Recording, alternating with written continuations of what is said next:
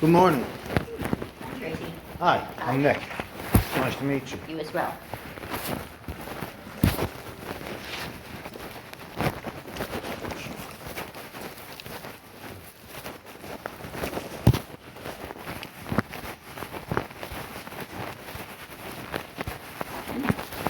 In here? Yeah. Oh, okay, great. Hello. Hey, Nick, how are you? Good, how you doing today? Good. Come on over. All right. I think I'm ready for you. That's You're all gonna right. be If you're sitting not, here? take your time. No, Oh, we're good. I'm sitting here, Yep, okay. you're gonna sit right next to me. All right. Thank you Sure again showered and I'm clean, Ah, so we're good. I am also showered again. Okay, good. Thank you Alright. for taking the time. Oh, I yeah, really do you are appreciate so it. welcome. No problem. So I want to make this time that we're spending together as beneficial for you as possible. So I want to know exactly what areas you want to concentrate on, and then I'm going to cater my training to exactly that. Okay. So you got all of the packet information back when we did the original training. Right. Okay. So I think and I'm going to ask some questions, and then that will scope what we do today. So Sure. Let's start with the production budget. Okay. Do you want to go over that in the mechanics of how we get those numbers? I love that. That's great. Okay, let's It's start with that. It's a great start, yep. All right, so I wish my big screen was working, but it's not. So we're going to have to use It's okay, So, we'll make it work. Yeah, okay. So we're going to go into Good Links. And anytime you want to look at your production budget or print it out or do anything, it's always going to be in Good Links. So there's a master file for every year, okay? Really? I didn't even know yeah. that. So if we go into donated goods, and then you scroll down to production budgets, as you see, there is a file for every year. So if you wanted to say, okay, what did we have to produce last year versus this year? You could do that. You could find one year and compare it to another. I didn't even know that. Yeah, so as you can see, all of that's in here. So let's go to 25, 26, and then you just open up the file. So it's obviously laid out by region, okay? So you're going to go to region 2, and then I usually try to keep the stores by alphabetical order up top here. Okay. And we're going to increase this in size so that we can see it a little bit better. Okay. And we got East Earl here. Okay, so there's 3 key data points that you need to create this budget. It's really that simple. You've got to know what is your revenue expectation. Right. What's the price you're selling the product at, and then how well you're selling it, which is your sell-through rate data. Right. Okay, so those are your fundamentals of creating this, because you gotta, when you're talking about production, you have to know, just like the GPS tells you how to get from point A to point B, you need to understand that your production budget is just like that GPS. It's telling you this is where you're at, but this is where you want to go. Exactly. And you've got to know what those numbers are and what they mean, okay? Of course. So these numbers here literally came off of your financial budget, which you were hopefully given a copy from Alpha on exactly what is your revenue expectation in the course of this particular fiscal year, okay? And so these are group totals for textiles, shoes, and wares, which are your 3 key departments. Because when you think about textiles, you've got your teams, and they're not only producing clothing, but they're also producing domestics. Right. Domestics is another subcategory of donated goods. So when you are producing for one, you're really affecting 2 cost departments. Right. Okay. Shoes obviously are self-explanatory. It's your women's, your kids, your men's. Wares, you are affecting a pretty big department at that point in Right. time. And this is one of those categories that has been growing in percentage of total donated goods over the last many years. I believe that. I mean, textiles are critical, but wares is so absolutely critical. So when you're thinking about the three categories here, it's actually affecting 4 out of the 5 donated product subcategories of Right. revenue. Okay. And depending on wares, it could actually influence furniture. I was Small gonna say items that, could go yeah. into the furniture Furniture is category. Exactly. Even though it's not in this number. Right. Okay. Oh, so furniture isn't part of that? No, Oh. it is a separate. So when we look at your budget, and let's get my file out so I can show you what Okay. I'm looking at here. But I know when looking at the KPM report, it'll break it down. Yeah, Furniture has its own exactly. thing. Exactly. The same deal with like new goods and stuff like that. They all seem to have their own category. Exactly. And I know from our original class, the KPM report will tell you where you're at sell-through wise and where you're at. But not as accurately as you need to figure it out yourself. So that's Okay. why I'm going to go over that with you. Okay. So I got all 40 of you in here. Okay. So if we go to East Earl, which is going to be East Earl.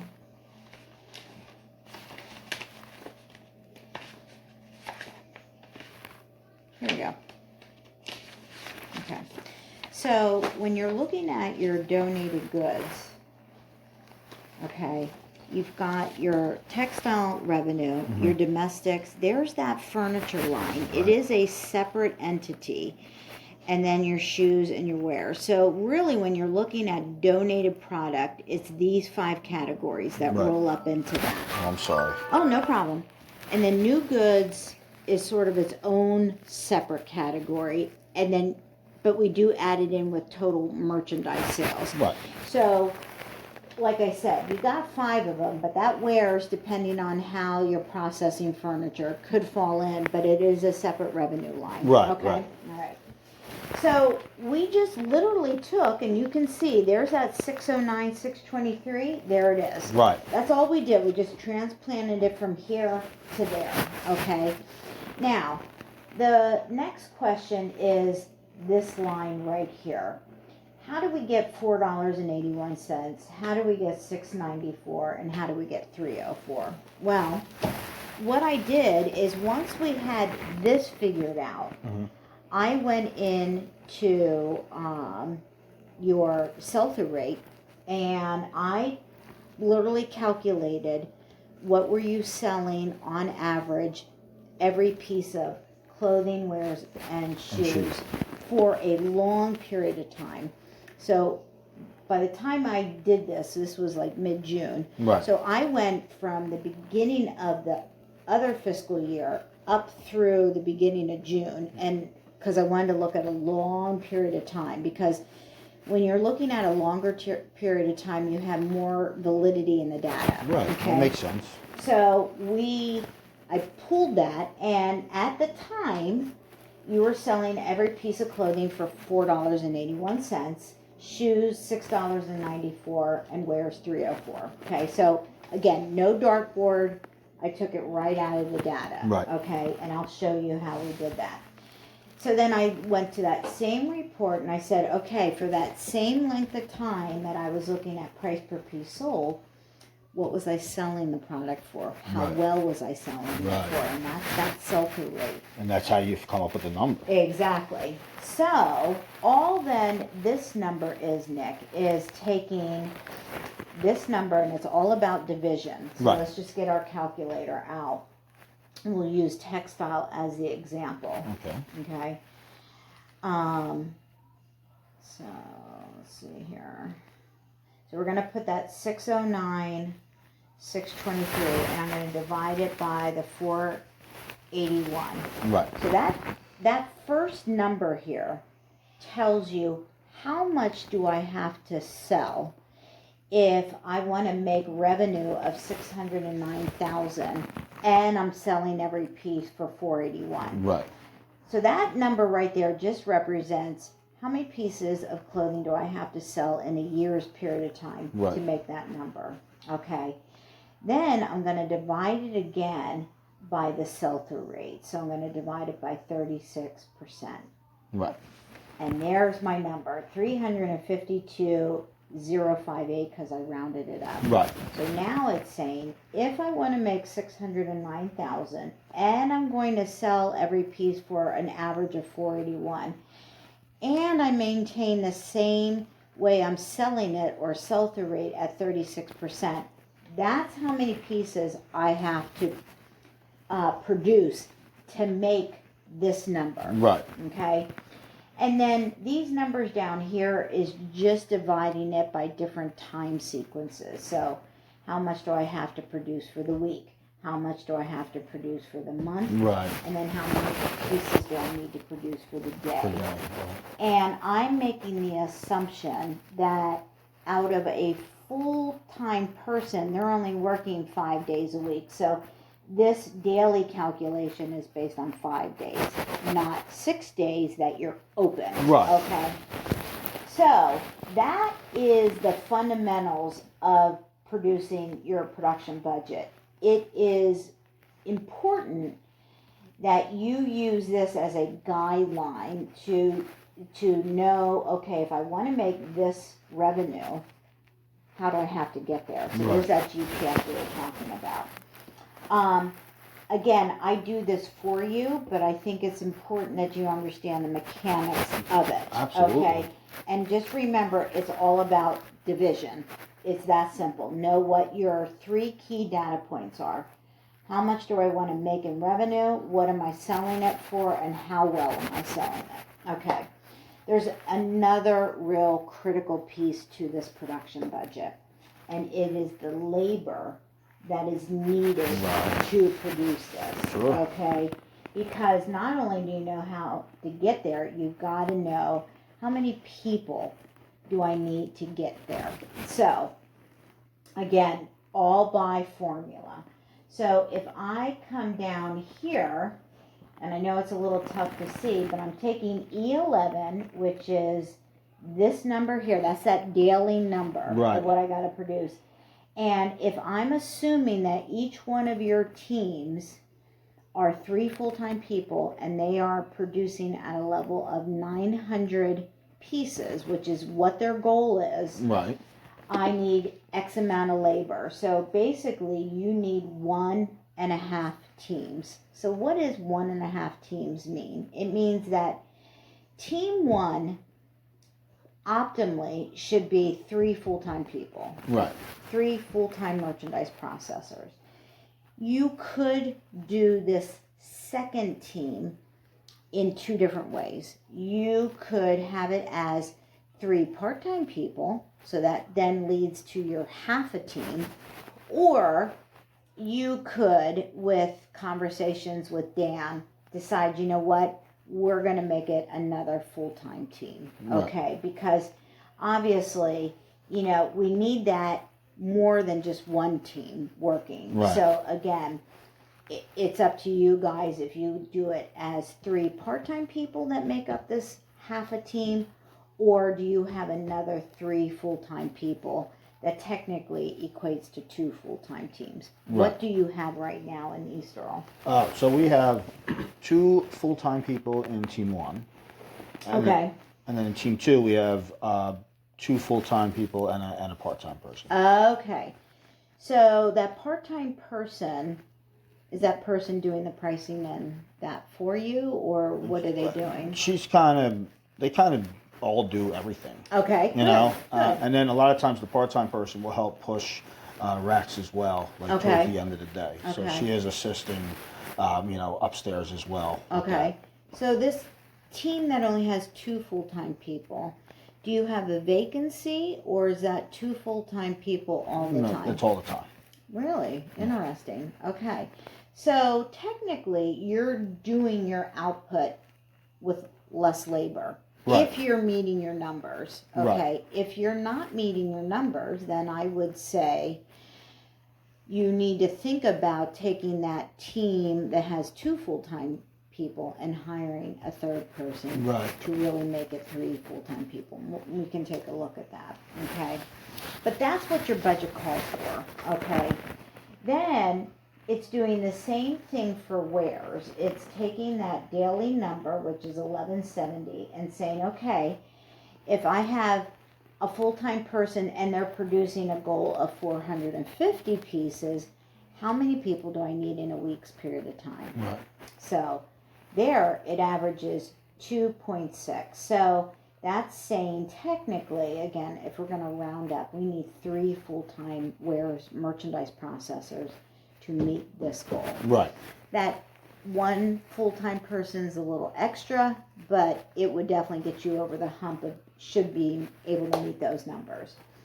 And then it's doing the same calculation for shoes. It's saying, okay, if I need to produce 109 pair of shoes and a full-time person in an 8-hour day produces 230 pieces, I need a half an FTE. Right. So basically, you could then technically think that if I had 3 full-time merchandise processors, one of them, part of their time would be doing shoes, or you could just have its own person. That's a half a that's what we to have. do shoes. Yep. Exactly. So that's how critical this production budget is, because you got to know what your expectation is. If you don't have that labor in place and you don't know how well you're selling merchandise or for what you're selling it for, you will not meet those numbers. Okay? Right. So that is why that production budget is so critical. If I would ask anything of you, it would be that you memorize 2 things from the spreadsheet. What do I have to do per day? Mm-hmm. And how much labor do I need? Because as a production manager, you own that back room. So you have to know where you're going every single day. Right. And that's those numbers. And at the same time, do you have enough labor to get there? So think of it as that GPS again. The GPS is telling you where I have to go from point A to point B, but that labor is the gas, right? You need to know, do I have a full tank of gas to get there? Exactly. This is why you need to have those numbers memorized. And if you don't, not good at memory, have it in some place that you can quickly refer to it day after day. Right. Because every day you're making that journey, right? From point A to point B when you're producing. Okay? Any questions on how we got those numbers? No. Okay, good. I hope that helped. It does. Because it clarifies exactly why this guy is so critical. Actually, I do have one. Yeah, absolutely. Just thought about it. So a part-time person can go up to 29 hours a week, whereas a full-time person is 40 hours. Right. So obviously the part-time person is more than half of what a full-time person That is correct. So you break it down by hour? You could break it down by hour, but it's dangerous to keep a part-time people hovering all the time at 29 hours because technically full-time is like 30 hours or more. So you don't want to have them constantly roll over to 30 hours because then at that point in time, what you're really doing is getting away with holding them as a part-time person, but not giving them the benefits. Exactly. So I would say be really careful and have that part-time person flex anywhere as a low of 20 and a high of like 28. But most of the time they're going to be probably flexing somewhere around that 25 hour. That makes sense. Then you won't go over. Exactly. Then you don't go over. And again, that's where you guys have to manage your payroll correctly. Right. Because that part-time person does allow for that flexibility of hours and stuff like that. So, like I said, I would be really careful of 29 hours, and then you don't really have to break it down by hour at that point. You're somewhere in the middle of a 25-hour week person. That's pretty good. And that's slightly over your 40, obviously. But again, that's why we do encourage where possible to have your merchandise processors be full-time. Right. Full-time people tend to be a little bit more dedicated. They tend to stay longer. They just tend to stabilize your production a little bit better. But every store is different, Nick. Some stores have more success in hiring full-time people. Some stores have more success hiring part-time people. Right. I don't know. You have to answer that question for Easter, all based on the kind of applications you get. Right.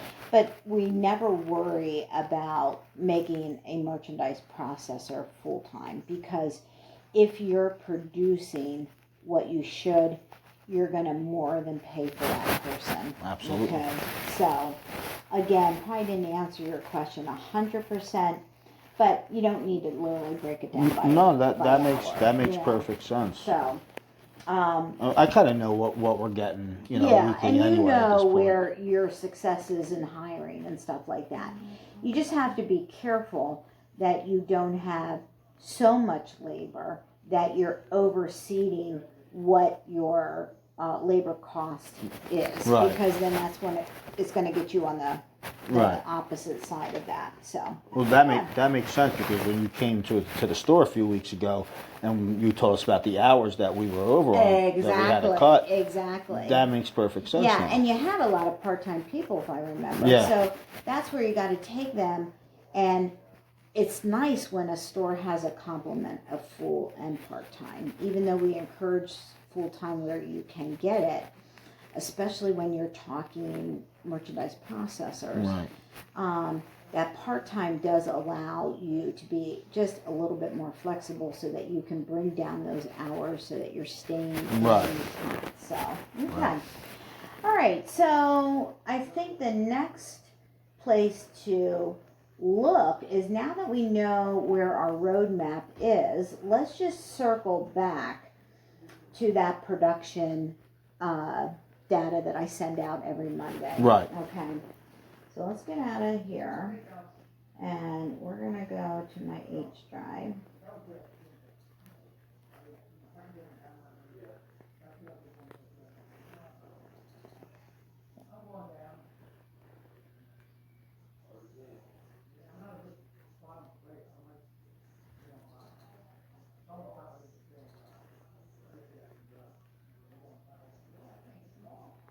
Okay. So, like we said, everybody likes to look at the weekly tab to see if they're in green. Right. But like I said to you and Alpha, it's important that, especially for your role as the production manager and wanting to get from a production manager to a store manager, that you are not just looking at this, but you're looking at that summary tab. So again, if you are going to your production budget and you're driving your car from point A to point B, this tab should not be a surprise to you. And if it is, you're not looking at the numbers frequently enough. Right. Okay? So you should know before I even point this out on a Monday that you were 237 pieces shy. Yeah. You might be off by 1 or 2, but you should know that number should not be a shock to you. No, it's not. And if it is, we got a problem. Yeah, no, it's okay, not. good. So that's really important. And then, like I said, once you look at this, and it looks like it's pretty darn accurate to what you thought it was, then I want you to just take that extra moment or two, scroll, and get to this summary tab. Because this is that guy that tells us historically where we're pacing for the year. Right. Okay? And as you can see, that number doesn't get smaller. It gets larger if you're not in track with your production. Right. Okay. So it just puts more pressure on the team to meet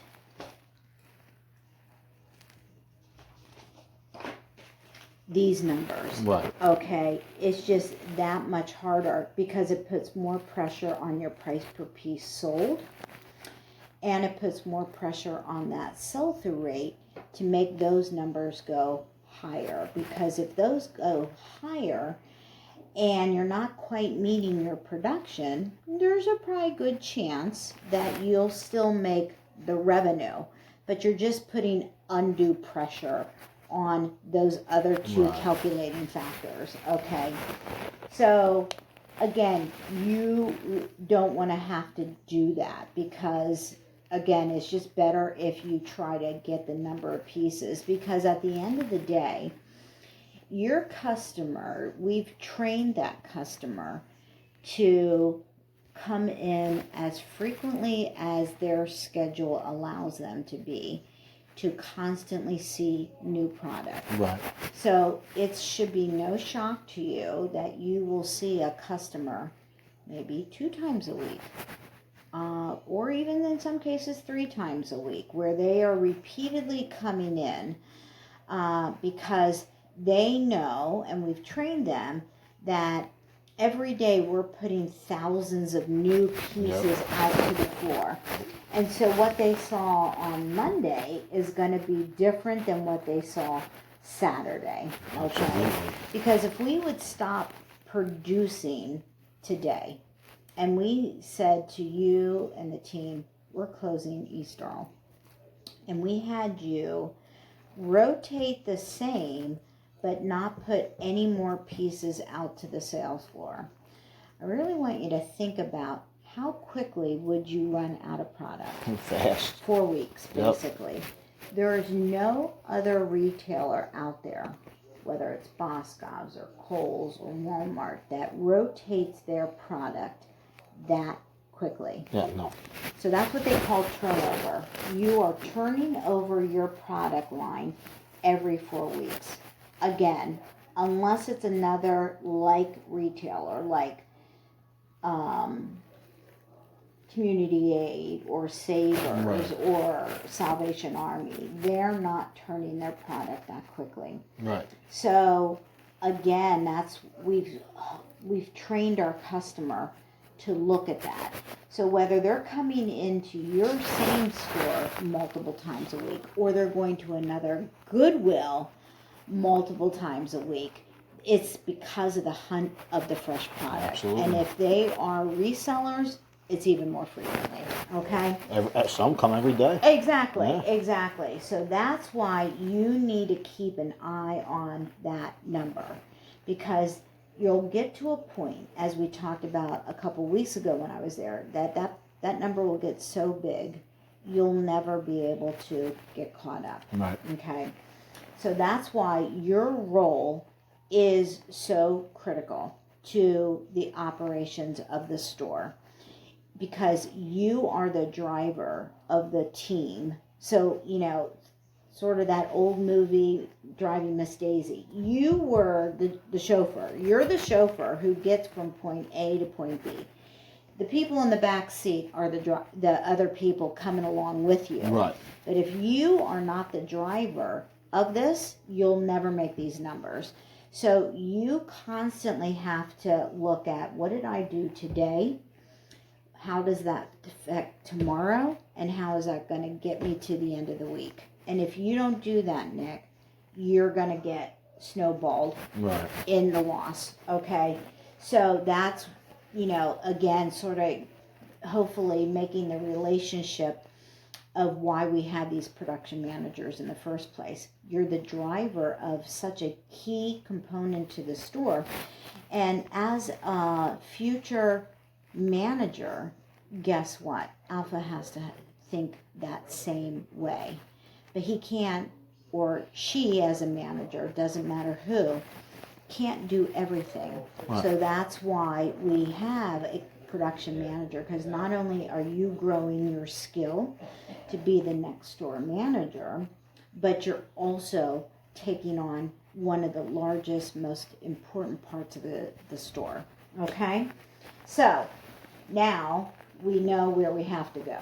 Okay? So that's enough that hopefully we don't need to spend any more time on this. This guy's going to tell you weekly where you're going. It should not be a shock. And now you know that we got this summary tab continually building plus or minus as the store is producing. Right. Okay? Yep. Good so far? Yeah. Okay, so one thing I want to circle back to is we talked about memorizing this guy, okay, but there's another component, and hopefully I have a copy of it in here, and if I don't, it's in my other folder, so I'm going to grab that.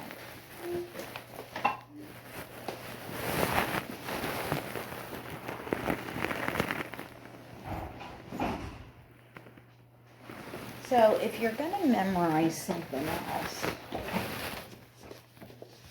the other piece of memorization is this guy here. Sell-through rates and price per piece. Absolutely. Yep. So let's spend a few quality moments on this guy. Okay.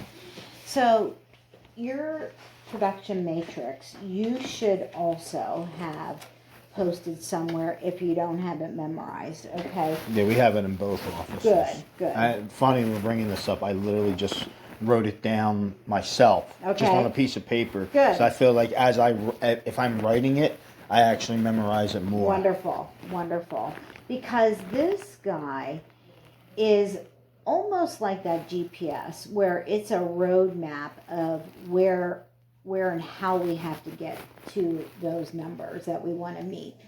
So this section up in here basically is if your average merchandise processor is full-time and working 8 hours. So how did we come up with 8 hours? Well, first of all, you should be scheduling them for technically 8.5 hours per day.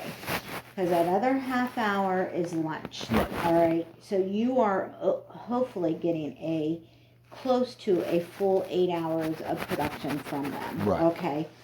But if you're not, then these are the different increments that they are working. Right. Okay.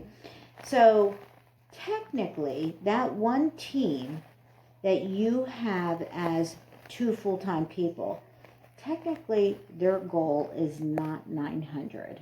Why? Because you don't have 3 full-time people. 300 per person. Right. Okay. So technically their goal's 600. Right. Okay. Team 1 is 600, and Team 2 is was 760? I'm trying to It's remember. going to be Something like probably that. about 750. 750. Okay. Right. So Basically, then, one piece a minute. Right? Exactly, just about. So really then, instead of your team doing 1,800 pieces a day, 2 teams at 900, that's what they're able to do. Right. Okay, 1,350. Right. Now, luckily, when we went back to your production budget, okay, and let's get that back out. It's region 5, region 3, region 4, region 2. Okay.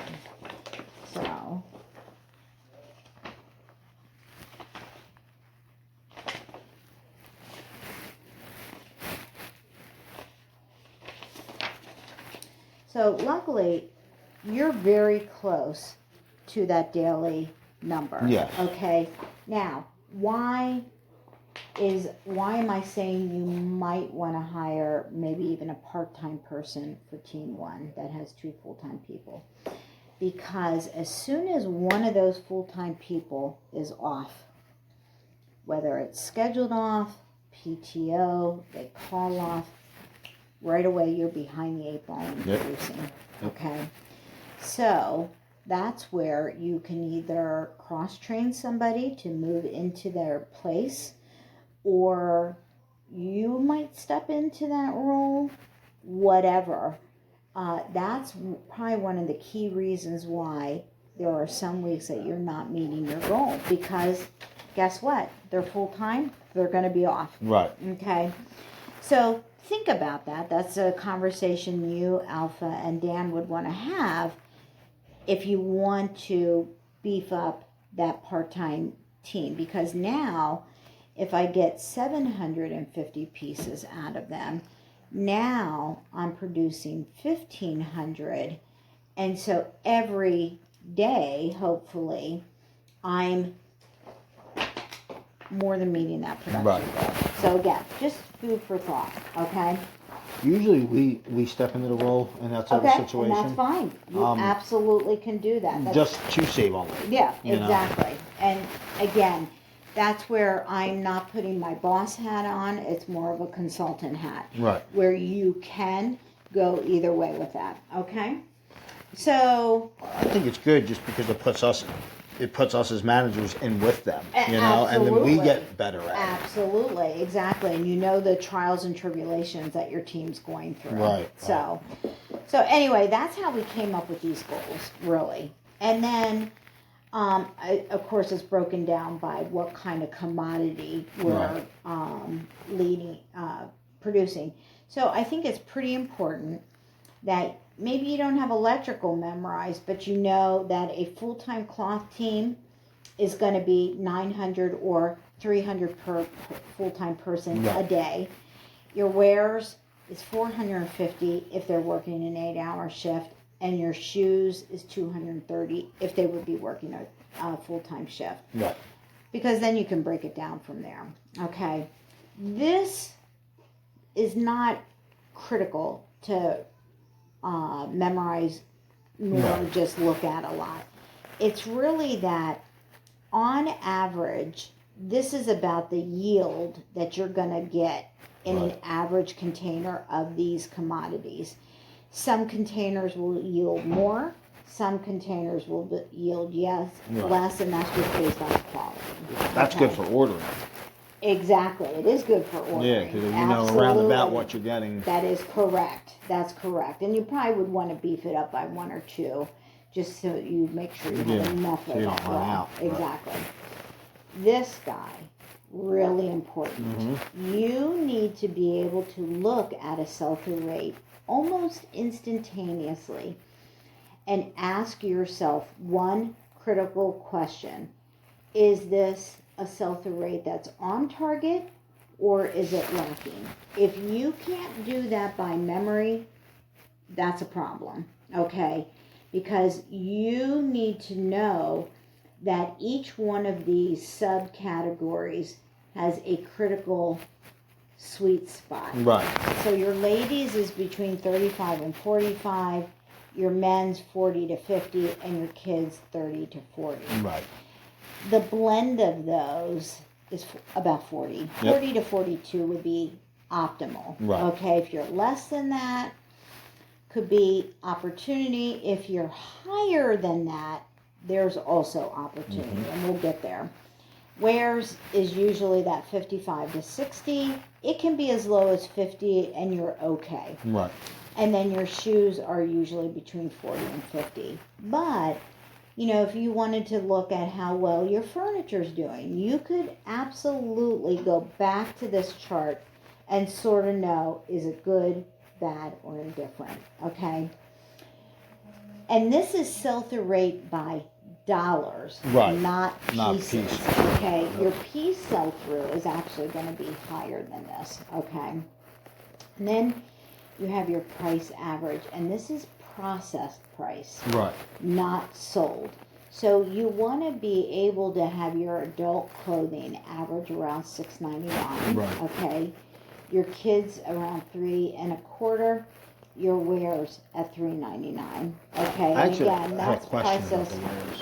Absolutely. I'm sorry, I didn't cut you off. No, go I ahead. literally just had this conversation with Alpha like 2 days ago. He said that the average is supposed to be $3.65. I actually pulled up the sheet and I said, well, it says $3.99. Exactly. Is it $3.99 or is it $3.65?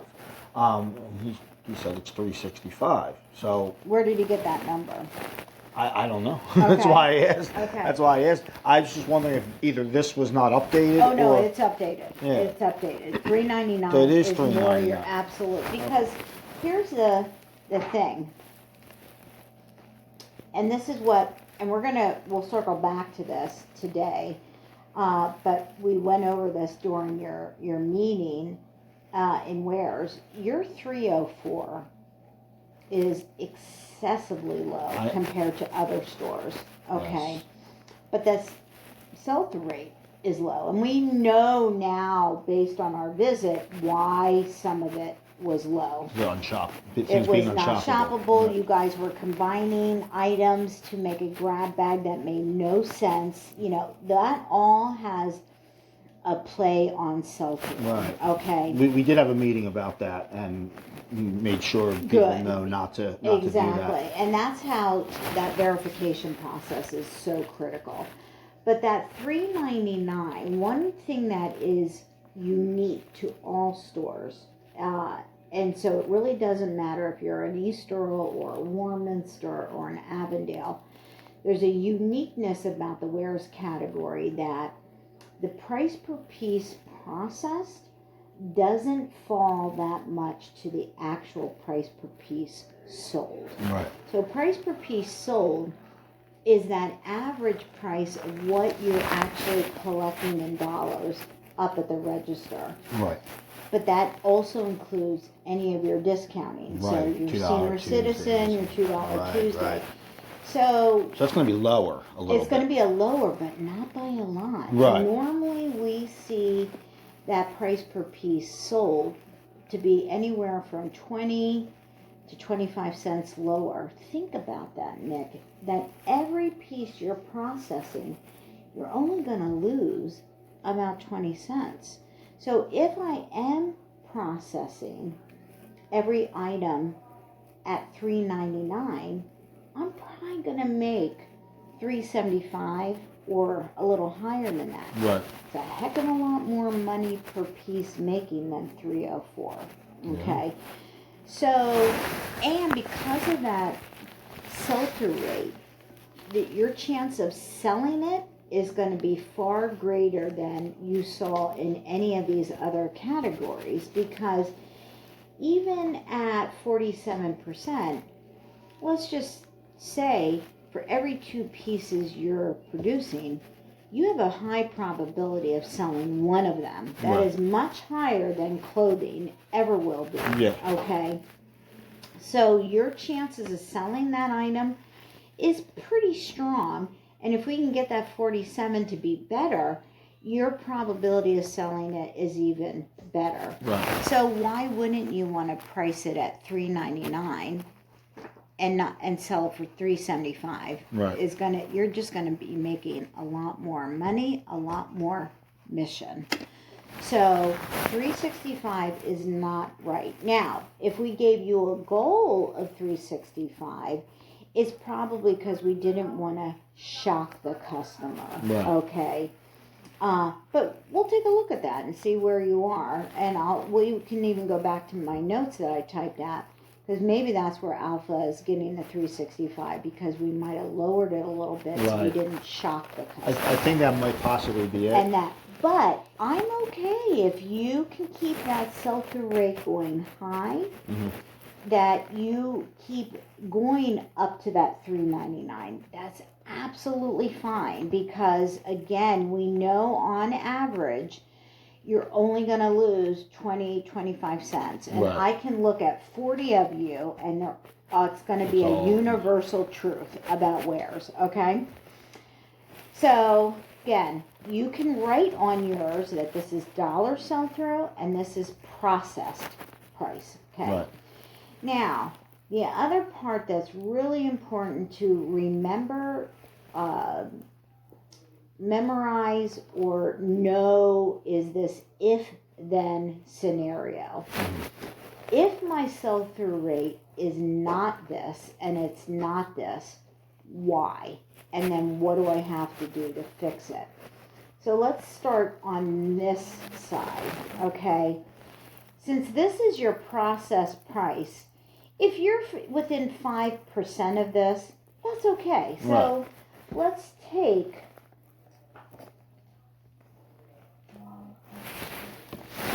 $3.99 and multiply it by 95%.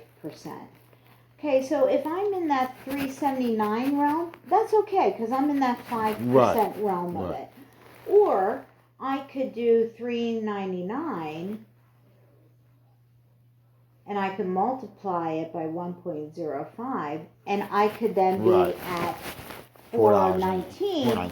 And I'm in that 5% swing plus or minus. Okay. So that's what that's saying. If I'm much higher than that and my sell-through rate's not great, it could be that I'm having price resistance. I'm a little too high, or I have just too many overall high-priced items out there, and I haven't given my customer a nice blend of pricing. Okay. And then if I'm within 5% or lower of that price point, I might be pricing too low. And again, a great indicator of pricing too low is that the sell-through rate's too high. So these two do work in tandem with one another. So if I'm pricing too low, again, the large majority of my items that I'm processing are too low. And again, I'm not giving a nice blend of prices here. So if I'm in that realm, then you got to look at, okay, if I'm pricing in that 5% swing of this, what's happening to my sell-through rate? So if my sell-through rate is too low, okay, it's going to be a couple different reasons. And it could be one or all of them. So let's use your wares as an example. Okay. The first question we have to ask ourselves is the sell-through rate of 47% good? No, it's not, because if we refer to this, 55 to 60. it should be between 55 and 60. So the answer to that question is no. It's not great. We need to work on why it is. So if it's low, then let's go here. So is my pricing too high? Well, go back here. No, it's not. Okay, so that's not the problem. Is there rotation problems? A little bit. A little bit, but it was not excessively bad. Okay, but rotation is critical because you want to, when you're rotating correctly, you're giving breadth to your shelf or to your rack. It's allowing space to get the old off and allowing space to get the new on. And we both agreed earlier in the conversation, your customer comes in multiple times a week. If they go to the same shelf or same handrail day after day or every couple days and they see the same crap, they are going to say, you're not getting me any new to look at, right? So that's why that's why rotation is so critical. And yet, it's one of those things that can be lost if you are short in labor. Well, then we just won't rotate because I can't afford to. And I think we had that problem at one point too. And I noticed that I'm thinking of one week actually in particular where that happens. And if we're producing thousands of pieces a week and we're not getting the rotation done, that makes the store unshoppable. Absolutely. Because you're just filling more and more up. Exactly. You're just putting sort of that crap on top of crap, and so then you got that Jenga. I learned a valuable lesson that particular week I'm thinking of. It was about a month or two ago that it happened, and it wasn't that we weren't rotating, but it was. We had a lot of call outs, and it kind of fell at the bottom of the most important the priority list. Right, exactly. And I noticed that literally as the week went on, we just had so much stuff. Exactly. And it's funny that you were bringing up when you had the class that I was in, the literacy class. I remember you saying about the unshoppability, and when that time happened, like I said, it was about 6 or 7 weeks ago. Exactly. I immediately hit me what you were talking about, because all it takes is 1 week of not fully rotating and it's done. Oh, exactly.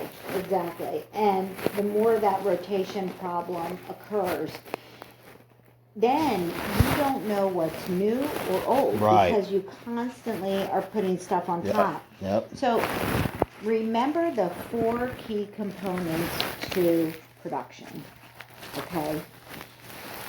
And it's just like a wheel of a car. If you don't have your right PSI pressure in that tire, you're not going to get optimal miles per gallon.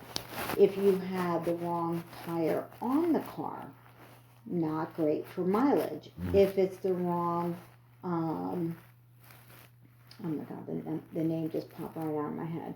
The wrong wheelbase, you're gonna have bad gas mileage. Okay. And the tire's right in that it has the right PSI pressure and it's on the right rim. That's the word I was looking for. But it's bald. Well, guess what? You're not going to get optimal miles per gallon. This is the exact same.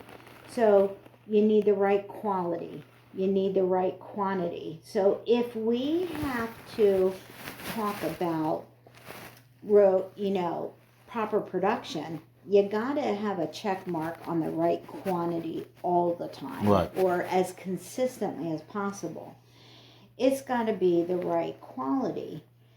Well, let's think of your wares. If I put a salt shaker in with a baby rattle to create a bag, that makes no sense. Right. So that's a quality problem, because I'm not giving like items that should be paired together a chance. I'm trying to make a package that doesn't fit. I'm trying to put a round peg in a square hole. Right. It's not going to work. It has to be the right season, okay? So if in wares, right now, it's not so much do I have a lot of product out or not enough product out, but am I trying to promote the right season? Right. What should we be promoting right now? We should absolutely be promoting front forward all of our Halloween. Right. And then right in behind that should be Christmas. Now that doesn't mean all of your wares should be seasonal items, but you need to have a representation of it. Because even though East Earl is a completely different market base in that you're not going to have your Mennonite buy a lot of Easter. They will buy Thanksgiving type stuff. Did I say Easter? I mean Halloween. Excuse me. Actually, they don't like Halloween at all. Exactly. I actually learned that recently. Exactly. But they will buy things that are related to Thanksgiving. Will they buy Christmas? Absolutely. Okay. So even though you have this population that is unique to East Earl, you still want to have that seasonality, because not every customer is Mennonite or Amish. You have a different group of people shopping. It seems like it's mostly Hispanic people and Amish. Exactly. And then here's your rotation. It's so critical you're giving that breath that we talked about earlier.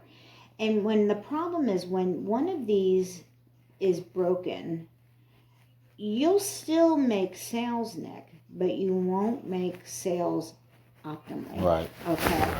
So that's why you as a production manager need to be mentally checking these 4 all the time.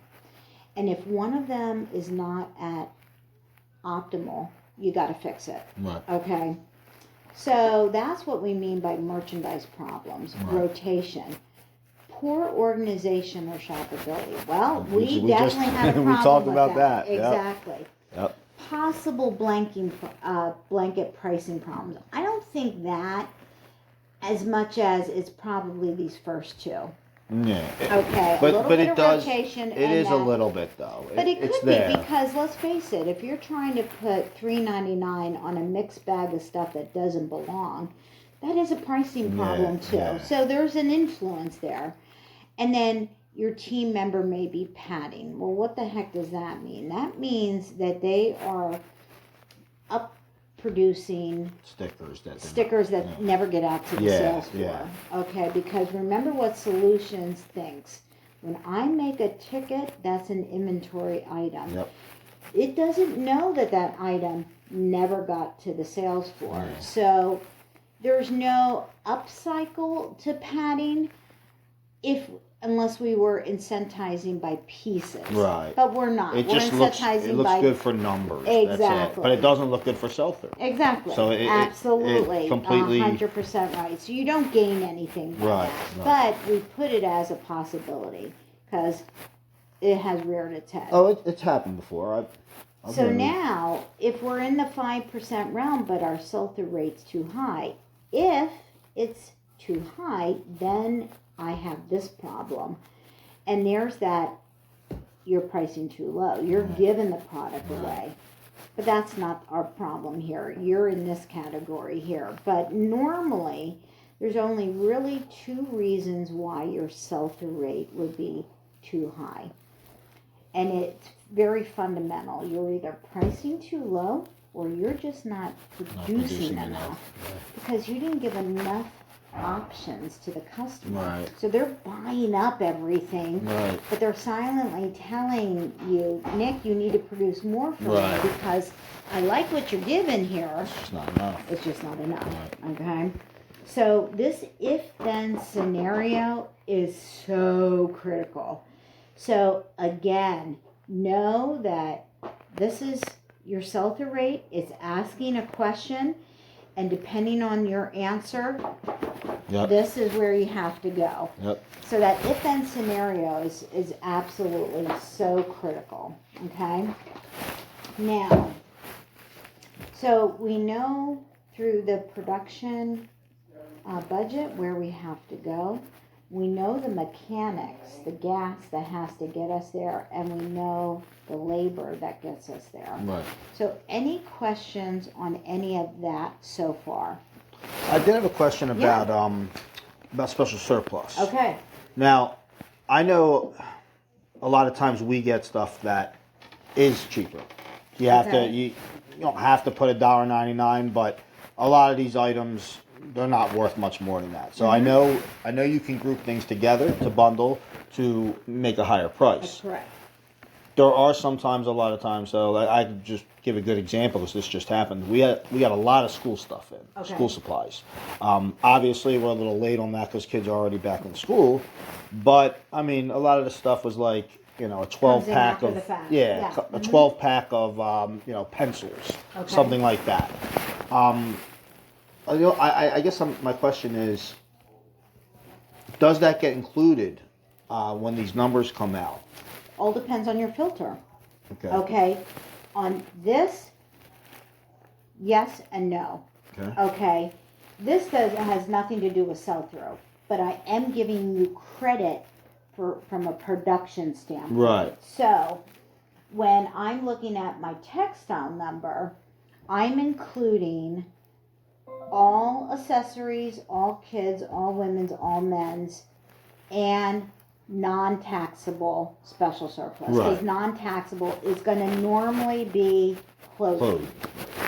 On the wear side, I'm looking at all of the subcategories of wares and taxable special surplus. Because most likely that is hard lines that you're getting from special surplus. So again, I'm giving you credit from a production standpoint. Right. On the shoes, I am gleaming all of your donated shoes and the shoe key within special surplus to get your production. But that's just to give you credit, Nick, on the production side. When you and I, or when I was at the store looking at your numbers, special surplus was not in the filter. So that 40%, 47% is all wares. Right. It has no bearing on special surplus unless you add that filter into it. You don't want to, because special surplus is going to have its own unique Right. sell-through. We really don't. I mean, we look at sell-through rate for special surplus, but we want to be able to clearly see how your donated product is. Right. Because at the end of the day, you always want to make your money on donated product. Textiles, wares, domestics, shoes, furniture. Right. You never want to be on the flip side of that line where now your revenue is being driven up by new goods or special surplus. Right. Because we could snap our fingers tomorrow and say there's no more new goods, there's no more special surplus. And if you're making your money off of that, then what the hell? Right. You're in big trouble. In trouble, right? You are in big trouble. So you've got to have the donated product be your primary focus every single day. Right. And then the special surplus and the new goods sort of layer on top of it. So, Right. you know, think of it, and I tend to use a lot of analogies. Think of it as your meal. You're getting your substance of your meal with your meat, your potato, Right. your vegetables, right? That's your meal. The extra is that little dessert you have. Yeah, at the the dessert. end. Or like this. That's your new goods. Right. That's your Right. special That surplus. makes sense. So don't keep it as part of the analysis when you're looking at your sell-through rate. So make Right. sure your filters exclude that. Okay? That makes perfect sense. Okay. I just was curious. Oh about no, that. these are great questions. Great questions. So let's now my next scoping of this training is what would you like to work on next? Do you want to look on how to read your ranking reports better? Sure. Absolutely. Okay? Or do you feel comfortable with that? I feel pretty comfortable about it, but Okay. it can't hurt to learn more. Let's do it. You know. Let's do it. Oh, it looks like my connection got a little wonky here. So let's go into my email. Yeah, I'd like to learn it as much as you're willing to teach me, honestly. Absolutely. I mean, even if I know it, getting a perspective from you I feel will still help. Okay. You know. I'm gonna need to look like I'm gonna log out here. I don't think it's connected.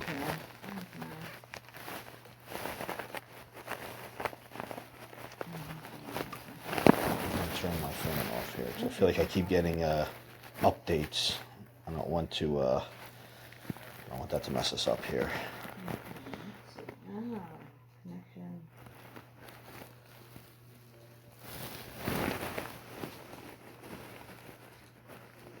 Oh, disconnected. Now we're connected. Now we should be into quick gas here. All right.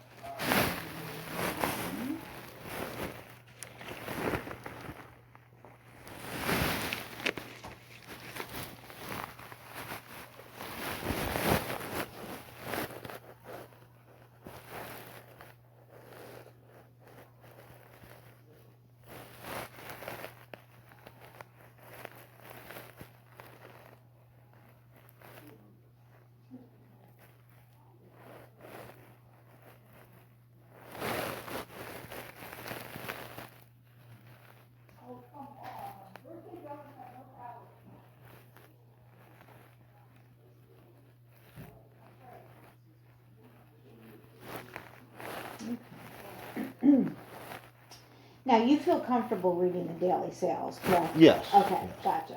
All right, so we won't go over that. I mean, I do feel comfortable reading the rankings too. Okay. But like I said, if there's anything else I can learn that I don't know, I'm all ears. So let's just take a look at. So we're going to look at wares, okay? So you know that you're getting two different ranking reports. You're getting one that is for the current month, Right. and then you're getting one for the previous month. Right. Why?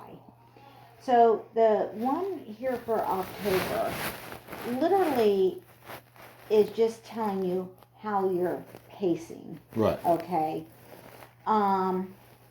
It's great information, but it's going to change quite frequently, Nick, because as you produce those October barcodes, some are going to be selling, some are not, Right. because you just produced it. Right. And there is another universal truth about production. Your textiles will sell within 7 to 10 days, normally. Your wares, 3 to 5 days. It's that quick, okay? And so if you think about that current month ranking, it's going to be changing quite frequently because it's looking at barcodes you just produced for the month, Right. but it also knows nothing about the barcodes you're going to be producing for the rest of the month, Right. because you haven't produced for Right. the 20th or the 21st of October. We haven't gotten there Right. yet, right? So it's only looking at the barcodes you produced as of yesterday to the 1st. Right. Now, in saying that, maybe a small percentage of the barcodes you produced yesterday sold, Right. but not the majority. No. Okay. But the first, absolutely. Okay. So that's why that report's going to continually change. So it's really just giving you pacing information. Right. The one that's really critical is the previous month. Right. Okay, so let's go to that That's the one. 6. You have the 6 weeks Exactly. that it's on the floor. Exactly. Right. So let's go to wares for September. All right. So let's blow this guy up a little bit.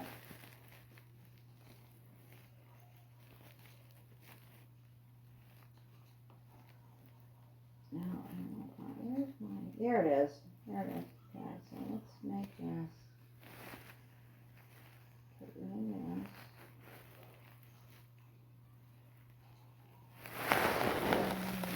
Let's see if we go to like 150%. Okay. Yeah, that looks good.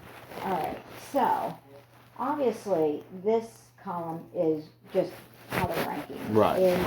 Ranking in dollars, not pieces. Right. Okay. Obviously, it's giving you employee name. User ID is really not necessarily important in this report, but it's there. Right. And then you know what store they're working at. So this column is taking a look at what they've sold in e-commerce, and it's adding it to the dollars sold. Right.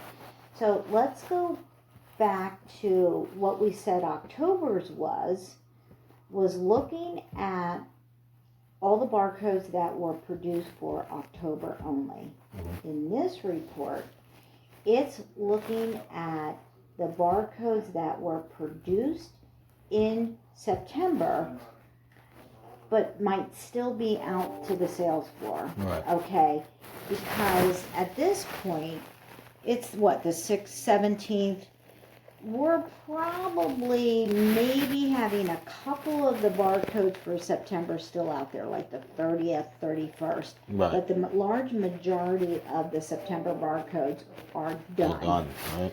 So this report is not going to be changing frequently. Right. In fact, it's going to slow down Right. because all of those barcodes start coming off, because it's only looking at September only. Right. Okay. So it's going to be slowing down on its change, but it's still going to be slightly changing. We won't consider this report done until we know that all the barcodes for September have been off. So Chelsea, from an incentive standpoint, won't even look at this report, Nick, until she sees that all of the barcodes for that last color of September are off the sales floor. Right. Right. So let's just pretend that when we looked at the month of September here, that this color here was black. She's going to go to the rotation chart and go to black here in October.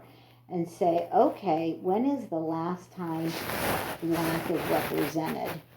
And then that she'll go after that date. Right. To then start to pull this data. Right. Okay, does that make sense? Absolutely. Okay.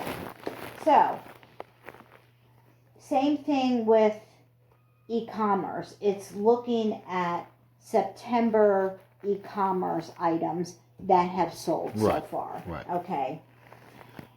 This column is the true representation of every barcode that was produced and sold for September. Right. That's all that is. It has no influence on the barcodes produced or sold in August or produced and sold in October. Right. It's exclusive to the 1st to the 31st of September. Right. Okay. I'm sorry, 30th, not 31st. Right. This is the dollar value of those items. Okay. So every barcode that was produced, and it's produced at an average of $6.99, it's going to be just multiplying that value. Right. Okay. So this is the really first, well, not first. It's another critical column. Right. It's telling you based on dollar sell-through rate, not piece count, dollar sell-through rate, where your sell-through rate is for the month. Okay, and we're looking at wares. So we see that Panini in Montgomeryville is at 58% sell-through rate. Right. Okay. Leslie in Tillman, with her barcodes produced and sold and her e-commerce, you can see they're neck and neck. Yeah. So if Panini doesn't get better in e-commerce, Leslie is going to go up higher because she's really doing well in e-commerce. Right. Okay. Now, this column here is quantity sold. So this is how many pieces have sold of the barcodes produced. Right. Okay. But that doesn't include e-com. This does not include e-com. Okay. Exactly. All right. So let me get my mouse here and move this. So we're coming over here. Okay. So this is the quantity that Panini produced. Right. 15,702. As of the month of September. Okay, this is exactly from the 1st to the 30th. She produced 15,702. So that number is not going to change now because we're in October. Right. Exactly. But this number is going to change a little bit because of those barcodes in September might still be out on the sale floor. Right. But she has sold 9,9302 out of the 15,000. So that's how it's getting that sell-through rate in dollars and quantity. Okay. Mm-hmm. So it's doing this math for this, and it's doing this math for that. Right. Okay, or for this. For that one, yeah. Okay. And it's telling you that her average price per piece sold was $408, and her average piece processed was $420. Well, right there's that universal truth, right? Because I told you there's not a big difference between those two, and there is case in point. Well said. So, if we want Leslie, which is ranked number 2, to dethrone Panini, out of this data net, what should we tell Leslie to do? Well, it looks if we were going to tell her for future refinement, because we're too late now, but for future growth, what should we tell her to do? Well, she needs to produce more. Exactly. Absolutely. It's a 5,000 piece difference. Exactly. And look at that sell-through rate. Yeah, I was going to say that too. Now, her, the second person, her sell-through rate is Leslie? Yeah, Okay. Leslie. Sorry. I didn't- No, that's okay. That's okay. Hers is much higher. Than Panini. Right. But is it too high? Yes. Because Yes. it's over 60. Right. Right? Right. So there's that if-then scenario. Ask yourself a question. Is the sell-through rate too high or too low? In this case, with Leslie, it's a little high. Yeah. Now, is it high because of price per piece processed or because of production? It's because of production. Right. Because, as you pointed out, there's a 5,000 piece difference, but she's actually producing her stuff higher than Panini. Right. So, what we would tell Panini is slightly a little different. So, Leslie, you hit it right on the head. We would tell her you need to produce more. Universally produce more because her pricing's higher than Panini and she's getting it done in e-commerce. Yeah. But if we want to tell Panini to keep her #1 ranking, what are we going to tell her? Panini, she needs to. Something really looks good. I'm sorry, something. It's pretty good at almost 59%. Yeah. It's good. So Her average price per piece is much lower. Exactly. So we would tell her Up the price. 2 things. Up the price, and you need to start kicking in some e-commerce. That was going to be my question, actually. Is the second person, Leslie, is she giving too much to e-commerce? No, probably she's good because She's that good. store does really well with e-commerce. So it doesn't and it matter. has a high budget amount to do. Okay. So that does play a role as well. as your Absolutely. e-commerce. It absolutely plays a role here. Okay. So the conversation with Panini is completely different Right, from than Leslie. Leslie, we need her to produce more because she's pricing well. Right. But Panini still has an attractive sell-through rate, but she needs to price higher. She needs to up her price a little bit. And she needs to kick in more e-commerce. Right. Because if, at this late date, if we sell more of that September e-commerce, or Leslie goes up more in pieces sold, okay, she's absolutely gonna dethrone Panini, because look at the difference here, Nick. This is what's ranking them. There's only a $700 difference. Not a big difference at all. One more item in e-commerce, or even 2 more items in e-commerce, or a couple more barcodes sold over the 7,100, she's gonna get ranked #1. And the difference is she's gonna make like 480. Panini's gonna make 500. Right. Let's face it, there's some bragging rights and there's more money here involved. Absolutely. Okay. So the conversation becomes completely different in just that 1 to 2 ranking. Right. So now let's take a look at your group. Okay. So let's go over here. And let's keep an eye until we find East Girl.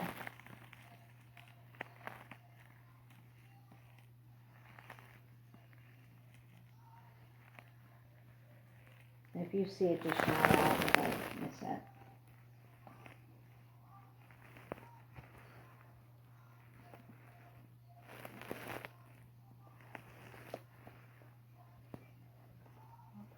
Well, the first time I'm thinking is we're already up to the 70s. We haven't seen anybody yet. Exactly.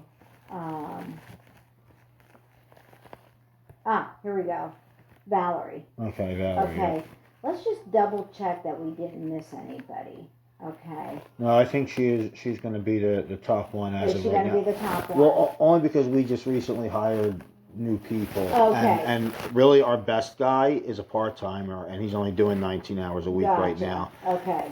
But our new guy, who we just hired, he's going to dethrone Valerie, I think. Okay, gotcha. He actually worked for the company before, and now he's back, and he's doing very good numbers. Okay. But as far as his pricing goes, his pricing's sometimes a little off. Okay. So let's just talk about Valerie here. So she's rank 89, which means she's not going to get anything in bonus. Right. But if we want to teach her for future, okay, we can learn a lot out of this report. So here is what she did in total sales. Right. This is her e-commerce. This is what she sold in dollars in barcodes. This is her production value. So now I'm going to scroll, and I'm going to keep my thumb here so we keep the line Right. of where she's at. So her sell-through rate in quantity sold is 43%. She sold 3,190 barcodes out of the 6,753 barcodes she produced. Her quantity, get out of there. Her quantity sell-through is 47.24%. She's low. And her price per piece is $3.22 sold, and price per piece processed $3.45. She's low there too. Okay. So what do we want to tell Valerie? We want her to price a little higher than where she's at, because she's under that she's even under 365. Okay, that's All right. one. I don't want to give you the wrong answer. That's here. okay. Her sell-through, yeah, that's very low as well. Okay, so you 43%. asked yourself mentally, Right. what was that sell-through rate? That's low. So now, Her sell-through rate is low, and her price per piece is low. exactly. So what do you think the problem is? Go back to your if-then scenario. If we're too low, And she's pricing. okay, we don't think our price is too high. No, because it's lower. So is it a rotation? Is it a poor organization? Is it quality? I think it's a combination of the rotation and the shoppability. Okay. I don't think it's padding. And she's I pretty don't good think about so that. either.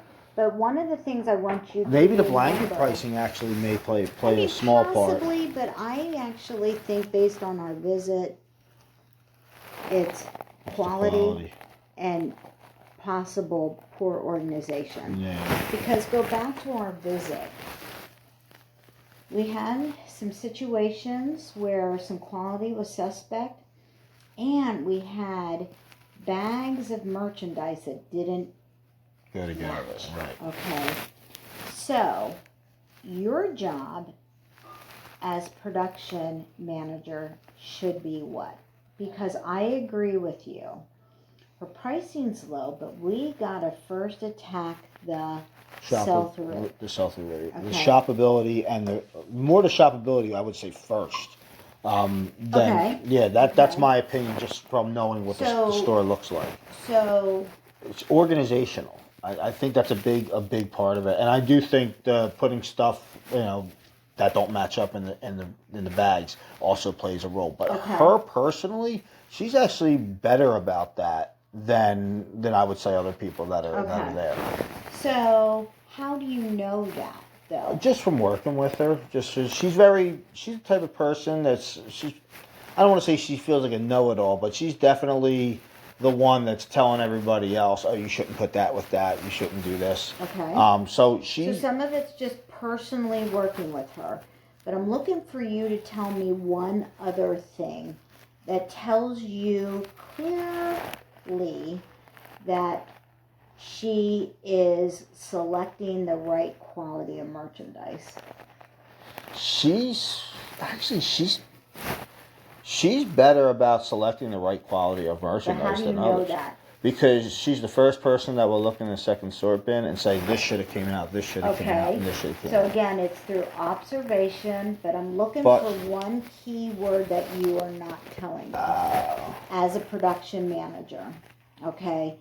And that is the verification process, okay? So, what are we talking about with verification? You as a production manager are only going to be successful if you know you're getting the right quantity out. But how are you going to know if it's the right quality if you don't look at what she's producing? Right. So she might be that's- going overboard with it. Could be. So she might be talking a good story, but what you're physically getting out of her is two different things. So Right. you need to see with your eyes and look at her merchandise. So the verification process is so critical. And that's where you are taking a random sample of her production and you are looking for quality, pricing. Is it priced in the right area? Is it the right season? Right. Okay? All of that. Okay, you will not know that, Nick, unless you are looking physically at the stuff before it goes out to the sales floor. Because once it's out the sales floor, it's too late. Right. It's out there, Right. okay? You have to look at the verification process in the back of the house. And you said something to me a moment ago, and it's not that I'm using your words against you, but when you talk, I'm listening. And you said, sure, we just hired a lot of new people. Right. That right there should put a radar in your head. New people are learning, right? They're Right. not seasoned people. They can do a lot of damage to your sales floor, Nick, unless you train them, Right. monitor them, work with them. You're not going to know that if you just say, Valerie, go and produce, and you never look at her product. Okay? You're going to have to do the verification process. So I might actually put that in your notes, and if I didn't, I apologize, because that verification is probably one of your most critical jobs as a production manager, because not only do you need to monitor how much are they producing to meet my quantity, Right. but if they're putting out junk, and excuse my language, if they're putting out crap, you're going to get crap sales. Right. Right. Okay? So you have to look at what they're doing. So I was looking for you to tell me the verification process, because then by that tells me you're looking at their pricing, you're looking at their quality. If they put the tag that ruins the merchandise, well, guess what? Right, it's not going to That's just sell. It's not done. going to sell. Right. Exactly. So, and if they're putting the wrong price out, like we think she's pricing a little low, that item for $2.99 maybe should be $4.99. Right. But you're not going to know that unless you're looking at what she's producing. And that's just not on the wares, it's on the textiles too. So no production should go out until you verify it. Now, the next question might be, well, how frequently should I verify? It's a good question. If it's a new employee, you should be verifying every single day. Right. And almost every cart or I rack. was going to say maybe more than once a day. Exactly. It's only once they're seasoned, where you've been verifying them forever, and you know in your gut that they are really good, then it can be every other day, or Right. every couple racks, or every couple baker's racks of product. Okay? You'll know that as you know in your heart that you have verified so much of their quantity that you don't need to look at every single piece of Right. them. But when they are brand new, trust me, they will do a lot of damage. Because think of you when you first started with Goodwill. Did you know anything about Goodwill? No. Not much, no. No. You had to be trained. Somebody had to work with you, right? Right. These team members that are merchandise processors are no different.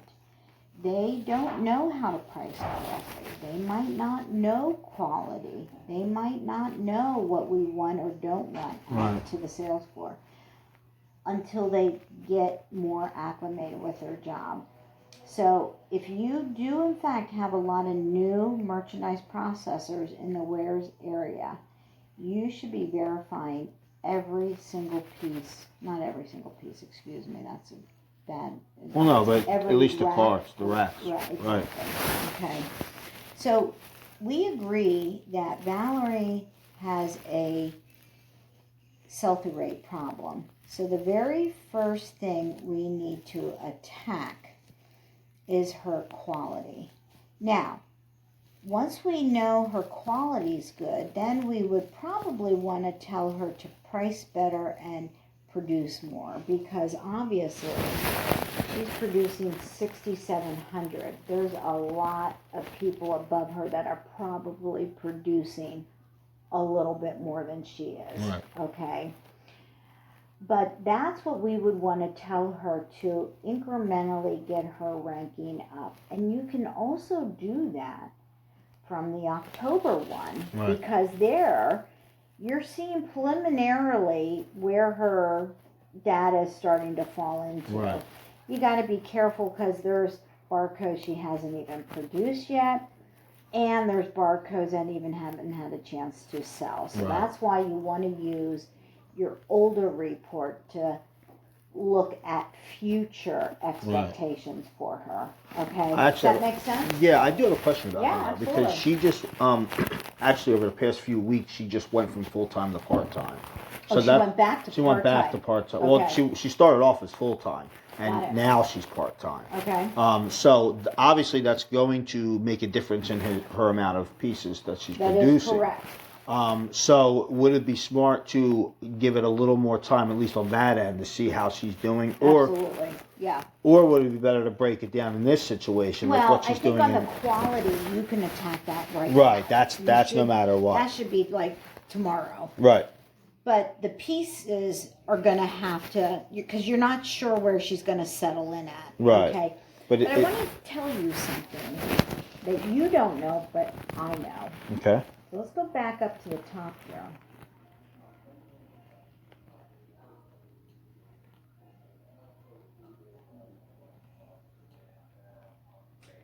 Panini,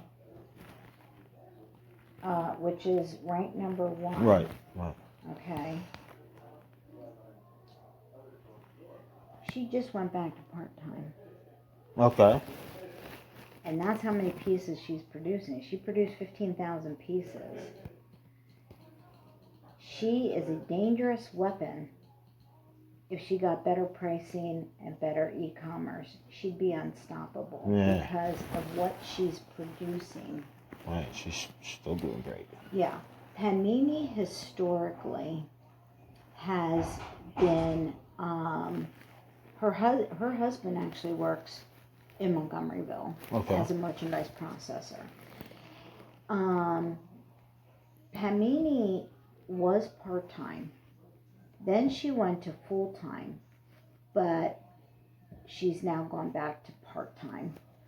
Her part-time's like 28 hours a week, give or take. Right. Okay. But whether she's full-time or part-time, she can produce like no other. Okay, because you can see everybody underneath her doesn't even get close to her in pieces. Yeah, 15,000. So she has no problem ranking number 1 just on the sheer quantity that she produces. But like I said, she'd be unstoppable if she would price higher because she'd sell even more than she's almost at $39,000. But is she producing everything though? Because she's got lower prices per piece. Well, Is she's she- producing a lot. She's just not selling it for as much as it could be. Okay, because her sell-through rate's strong. Right. She's at 59%. So a large majority of this 15,000 she is selling.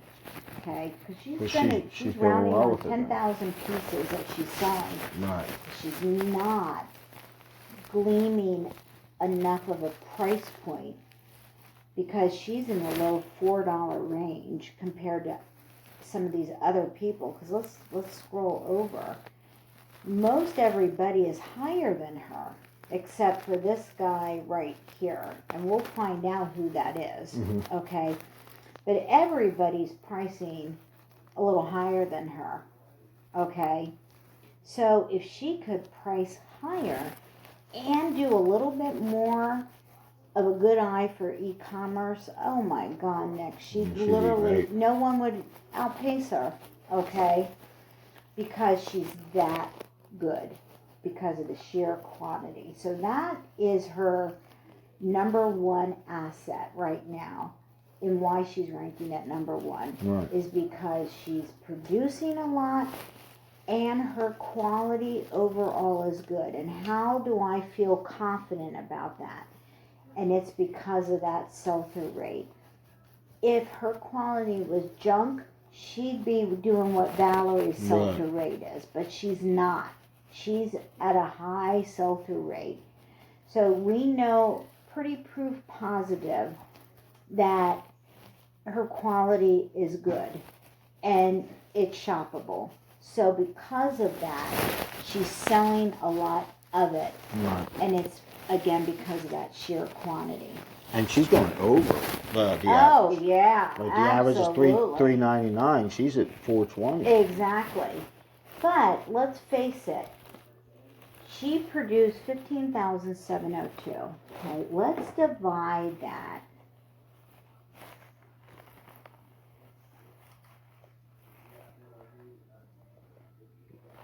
So let's clear this and go 15,702.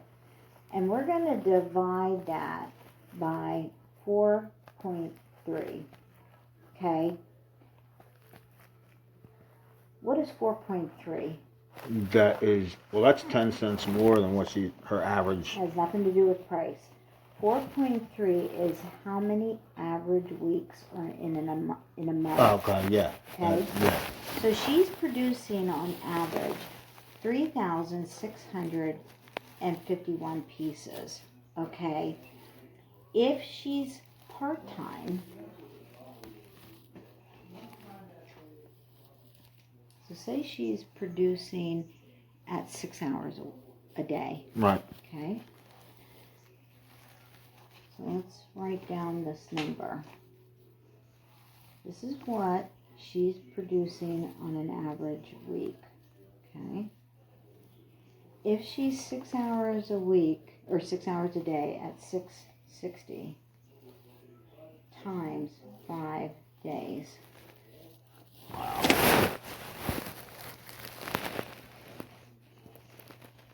Actual goal.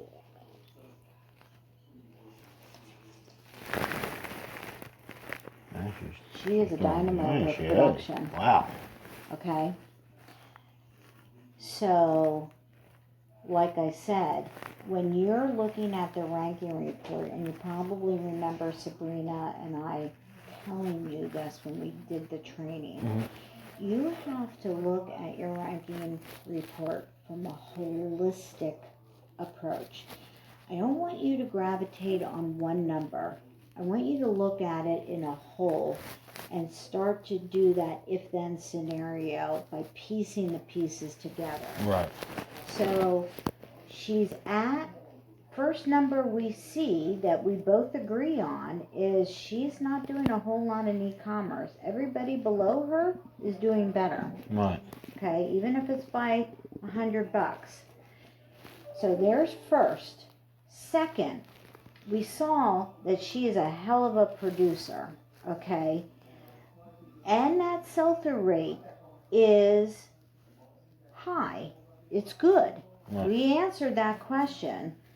But then we look at that price per piece compared to everybody else. And that's how we came up with if Pamini was in front of us, we would say the following narrative. Pamini, your production is excellent. Yeah. Your sell-through rate is good compared to that. Right. But everybody underneath you, for the most part, is pricing higher than you are. And you're not getting it done in the e-commerce.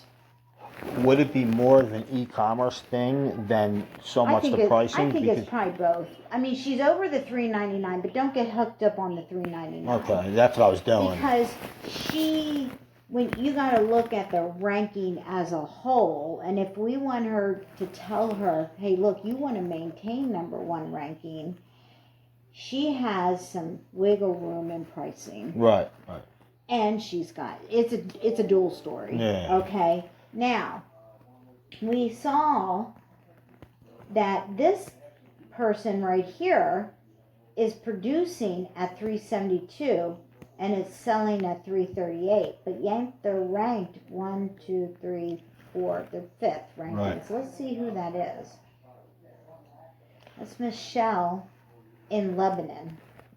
Okay. Mm-hmm. Now, she is, look at the difference here, Nick. And this is the other thing when you are looking at ranking reports. Another reason to look at it holistically. Not just holistically this way, but holistically this way. Right. You got to ask yourself, what story or what narrative would I tell Michelle if we want to get her from ranking 5 and get her up? Okay. She's within 1,000 of the two people in front Look of her. at this, exactly. I mean, she's she's a little over $100 difference from Jonathan. Right. Okay. And she's not all that out of the realm between Leslie and Penny. No, she's okay. not. So now we have to ask ourselves why. Okay. So let's look at her data. Her data here is she produced 12,000. So she actually produced more than Leslie, Jonathan, and who was at Robizonia? Faith Ann. Okay? She produced more than those three people, but she's ranked lower than them. Our sell-through rate's very high. Exactly.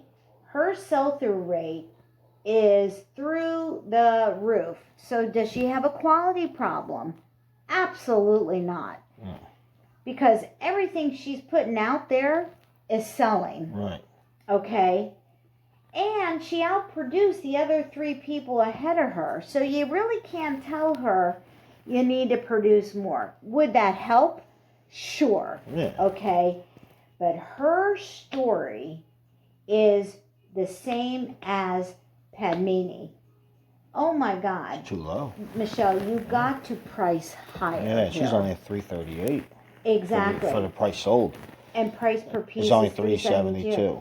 And she's not doing a lot in e-com. Yeah, she's actually doing very, very big. She's only got 1,000. Yeah, she's like exactly. So how do you know that that's the narrative? Because you looked at all of the data this way and this way. Right. So when you're having conversations with your people, you need to look vertical and horizontal. Okay? Yeah. So we know horizontally she could be selling more in e-commerce and she's absolutely pricing too low. And why do we know that? Because when we looked at her vertically, everybody else is higher than her except for Padmini. And the only reason Padmini is over by about $5,000 in sales is because of that number right there. It's the only reason. She's just doing so much more. Exactly. But the total price is a little higher too, so that does play a role as well. A little bit, but not a whole lot. Not compared to the quality, quantity. Yeah, she produced 3,400 more pieces than Michelle did.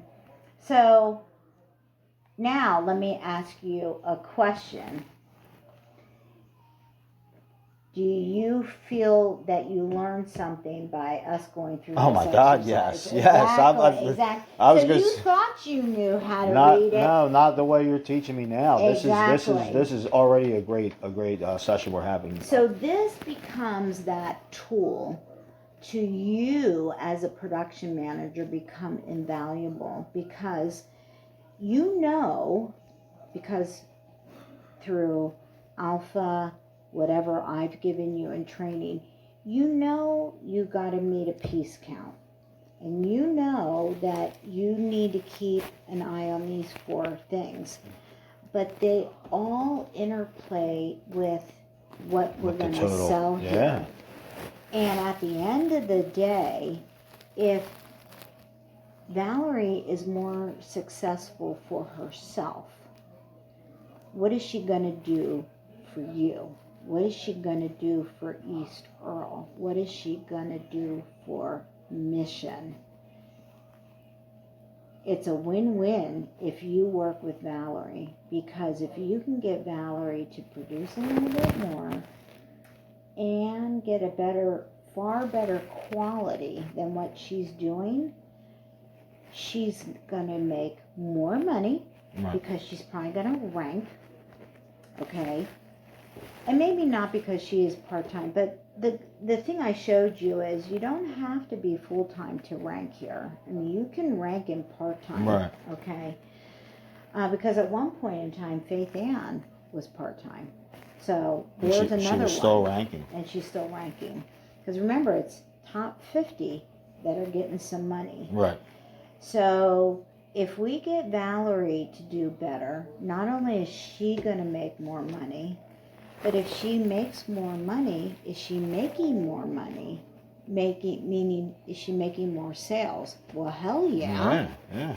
Because she only made $14,000 in sales, where these guys up here are making $30,000. Right.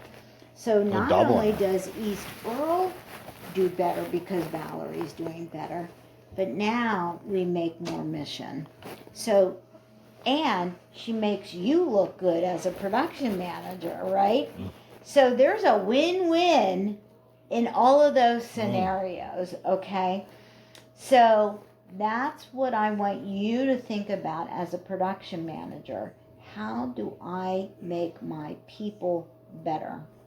Because if you make them better, all of those other attributes we just talked about, Nick, go automatically up. Yeah. And at the end of the day, do I want you to be a solid production manager? Absolutely. I want you to be a store manager.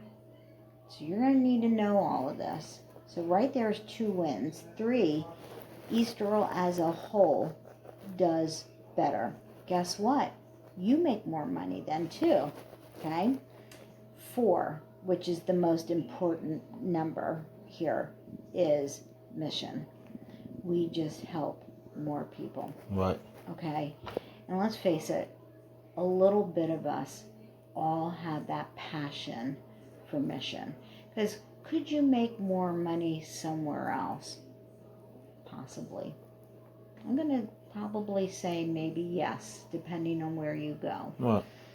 But there's probably something that keeps you here. You like working at East Earl. You like working as a production manager. You like Alpha. Hell, you might even like me and Dan. But there's something more that keeps you here. And it's that at the end of the day, you're helping people. Not everybody has that kind of mission statement. So it's probably, and you never have to answer that question, but it's probably a little bit of all of that It that is. keeps you here. It and is. that. It really is. And so you know what drives you, because the other thing you're probably thinking of is, I want Alpha's job someday. Hell, you might even say, I want Dan's job someday. I do. I want to move up. That's a big part of. So I'll tell you. And could you have my job someday? You better say yes to that question, because absolutely. I have 5 regional directors. Out of the 5 of them, 3 of them want my job. And if you ask them, if we called all 5 today, the 3 of them would absolutely say, I'm looking to be the VP of retail someday. The other 2, they're excellent RDDs, but that's just not what they want to do. Right. Okay? That doesn't make them bad at their job. It just makes them that that's not their cup of tea Right. to be the next level. But Dan, if we call Dan right now and say, do you want to be a VP and take Cheryl's position someday? He's going to not lie. He's going to say absolutely yes. If we call Sabrina, she's going to say yes. If we call Andrew Coons, he's absolutely going to say yes. Yeah. So the person that I replaced when I got promoted, his first job with Goodwill was a truck driver. Really? You think about that. He was a truck driver. He probably never thought about being a VP of retail. Never was a thought. Right. But that's what he was. I heard Daniel was DSR. A DSR, Yeah. exactly. So if you say, do I want to be Dan, then I also want you to think, could you be a VP? And the answer to that question is always going to be yes. It's going to take hard work, and it's going to take perseverance, because I didn't start out at Goodwill as a VP. I guarantee you, I had to work my way up. Sure. But the sky is the limit based on you, Nick. And so the first hurdle you should be looking at is, how and when can I be a store manager? We're going to get you there. That's why you're here today. You also need to be open to possibly moving. And I'm just leaving that open for you, because at this point, Alpha's not going anywhere. At least Right. we don't see him going anywhere. So the next time there's a store manager position open, I want you to really think about, are you willing to relocate? I'm going to give you one last scenario before we move on. James at Shrewsbury, I want you to call him one day, and I want you to ask him his story on how he became a store manager. He was a production manager at Berwyn. He wanted to be a store manager. He knew Wally was not going anywhere anytime soon. So he said, I'm going to apply for Shrewsbury because I'm willing to move. Because he moved 50 miles outside of Berwyn to go to Shrewsbury, we gave him a few $1,000 bonus to help him relocate. Wow. We would do the same thing for you. Okay? So don't let that be an obstacle for you. Okay? If you want to go to the next step, you're going to have to sometimes think about what store is next available in the pipeline. It might not be in your backyard. So I just wanted to give you that for room for thought. That if you're willing to relocate and it's that 50 miles or difference, we're going to give you $5,000 to help relocate. Okay? That helps with moving expense. It helps with possibly a down payment on a new apartment, whatever. I don't know your background past Goodwill, but that's for you to make that determination. But if you want to grow, sometimes it's not going to be in your backyard. So just keep that in the back of your mind. And that, will there be other opportunities maybe in the Lancaster system? Yeah, I don't see any right now, but one of the other things that's going to be happening very soon is we're going to be potentially opening 3 more stores in the next 6 to 12 months. 3 more stores, brand new stores. Right. I would love to see you put your hat in the ring I for the next store. I would relocate. Okay. Just so that you do know something about me. I'm originally from Philadelphia. Okay. My girlfriend is still there. I moved out to this area to help my mom out. Okay. You know, that's why I'm where I'm at. Okay. But you know, my mom is kind of better in the situation she's in, so I can leave. Okay. My girlfriend and I want to get a place. You know, obviously together. Okay. Part of us making that decision of where we're going to go is whatever my next move is. Exactly. So we've kind of already had that conversation. Exactly. When I And let's got face promoted, it, you'll make a lot more money too. Yeah. I mean, you're at 43 and some change right now. right? Our managers, even at base rate, Nick, is 65. Okay, so that's a $23,000 increase to what you're making. That starts making a lot more sustainable wages. And then if your girlfriend works, well, now think of you holistically as income, huge potential. And then, you know, I have no problem ever answering any question that you may ask me. And your next question might be, well, what does an RDD make? I've thought about it. I'm not Okay. going to lie. They make beginning salary of $90,000.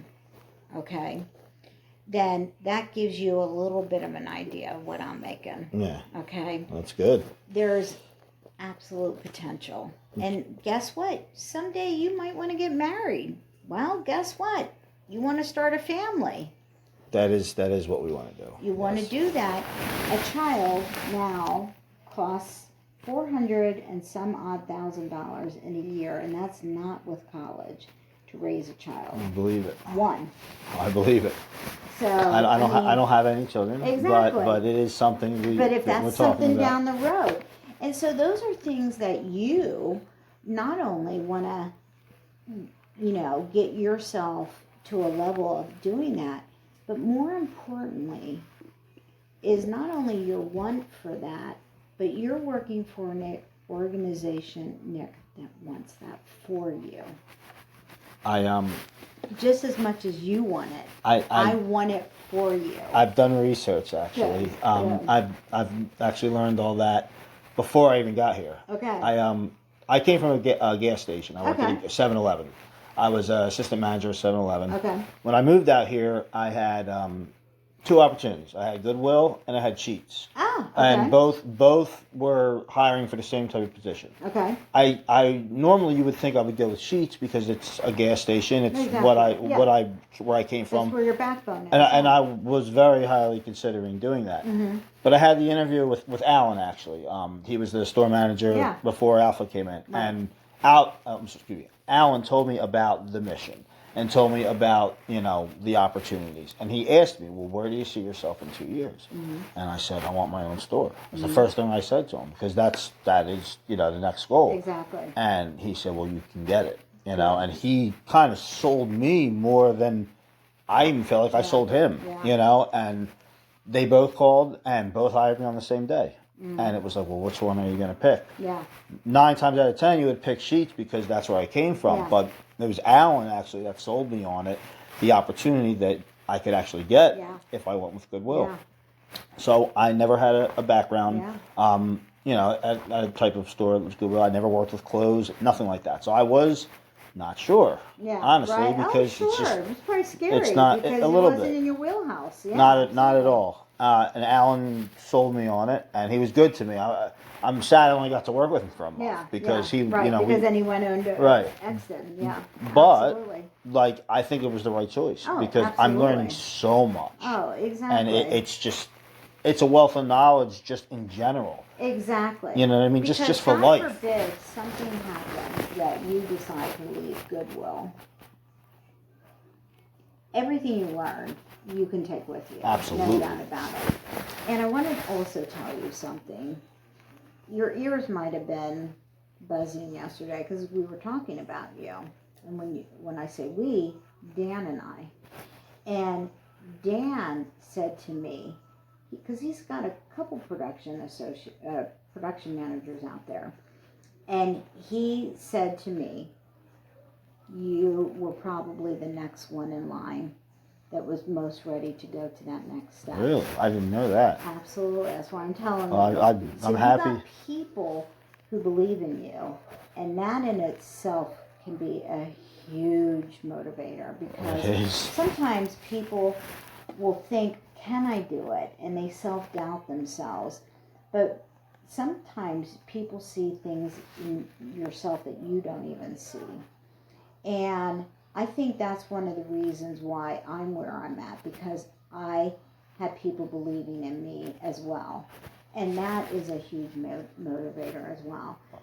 I could have said no to you and not did this training. I could have not even offered it to you. I was surprised that you did, to be honest. But it's because I believe in you as well. I appreciate that. Okay, Thank you. I am so glad that we're having this, because this is good. This is stuff you take with you. Absolutely. I'm never really speechless, but I am at the second, because I appreciate. Because, that's not every organization. I even hate to say this. Not every Goodwill promotes this kind of training and development, and that's why sometimes you'll hear Ed say, "Look, if you want a degree in knitting, Goodwill will pay for it," and he's not shitting you up. He will pay for you to have a knitting degree if that's what you want. So schooling's also there. This is the kind of organization with hard work and you being open to learning. The sky is truly the limit in that.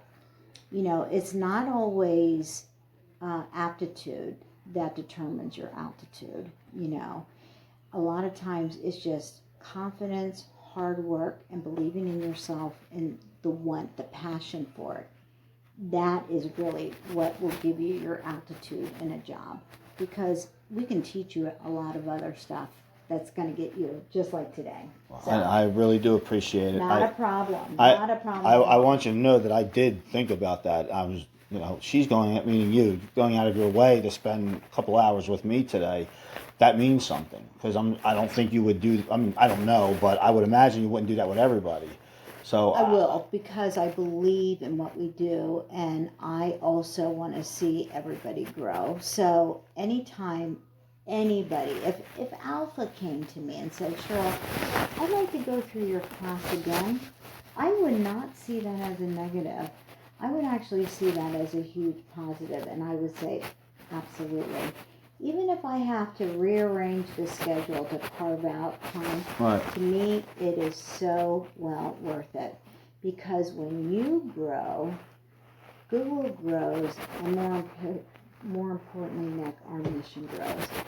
And I hope to retire from this company, and it would be my absolute privilege to know that I could retire from a company as great as this one. Of course, I'm biased because I've been working for Goodwill a long time, but I love what we do. I love the people I work with, and that's from the part-time sales associate all the way up, and that because I believe in you, and I want that the best for you, because wouldn't that be wonderful if you could call your girlfriend and say, "Look, I just got promoted. Let's think about moving into this area."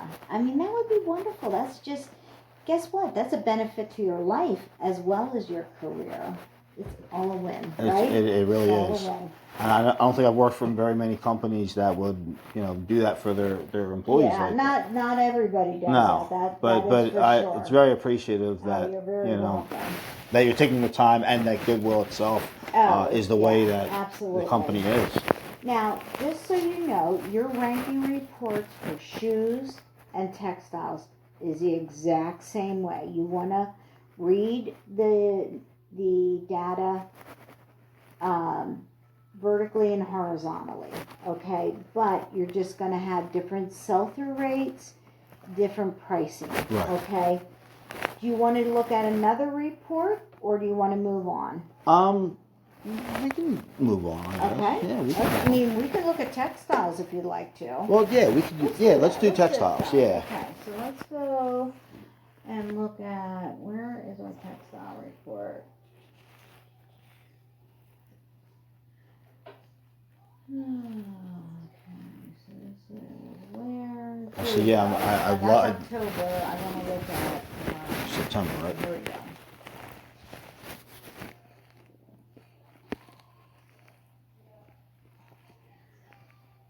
So let's go to 100. Oh, let's put it 125%. There we go. Okay, can you see that? Mhm. Okay. All right. So, right now, Phoenixville Team 1 is ranked number 1. Okay, now we don't know if that's 2 people like you have or 3 people. We are assuming it's 3 people, but let's take a look at how they're doing compared to Team 1 in Fogelsville. Okay, so now this gap has widened. Yeah, it's a big little difference. bit. Yeah, but they had no e-commerce. So right there is one negative. Okay. Interestingly enough, okay, they produce a lot more Yeah, wow. than Region or Phoenixville in Team 2. Okay. But look at the next 2 lines: the average sell-through and the price sold in the store. Yeah, That's a big exactly. difference too. So there is definitely a big difference. So this is 34%, and we're at almost close to the end of September. It's gonna go up a little bit, but not Right. drastically. And that price per piece is much lower Yeah. than Phoenixville. Right. So the first question we have to ask ourselves is, this sell-through rate compared to this sell-through rate, they're selling a lot of pieces, but the sell-through rate on this, is that good or bad? That's 35 is good, right? Not for textiles. I'm getting them mixed up. I'm That's sorry. okay, no problem. That's a little on the low side for textiles. They should be closer to 40%. Okay. Okay. So, again, price per piece here is absolutely lower. Right. Okay. So that's supposed to be $6.99. And let's just take a look at. So here.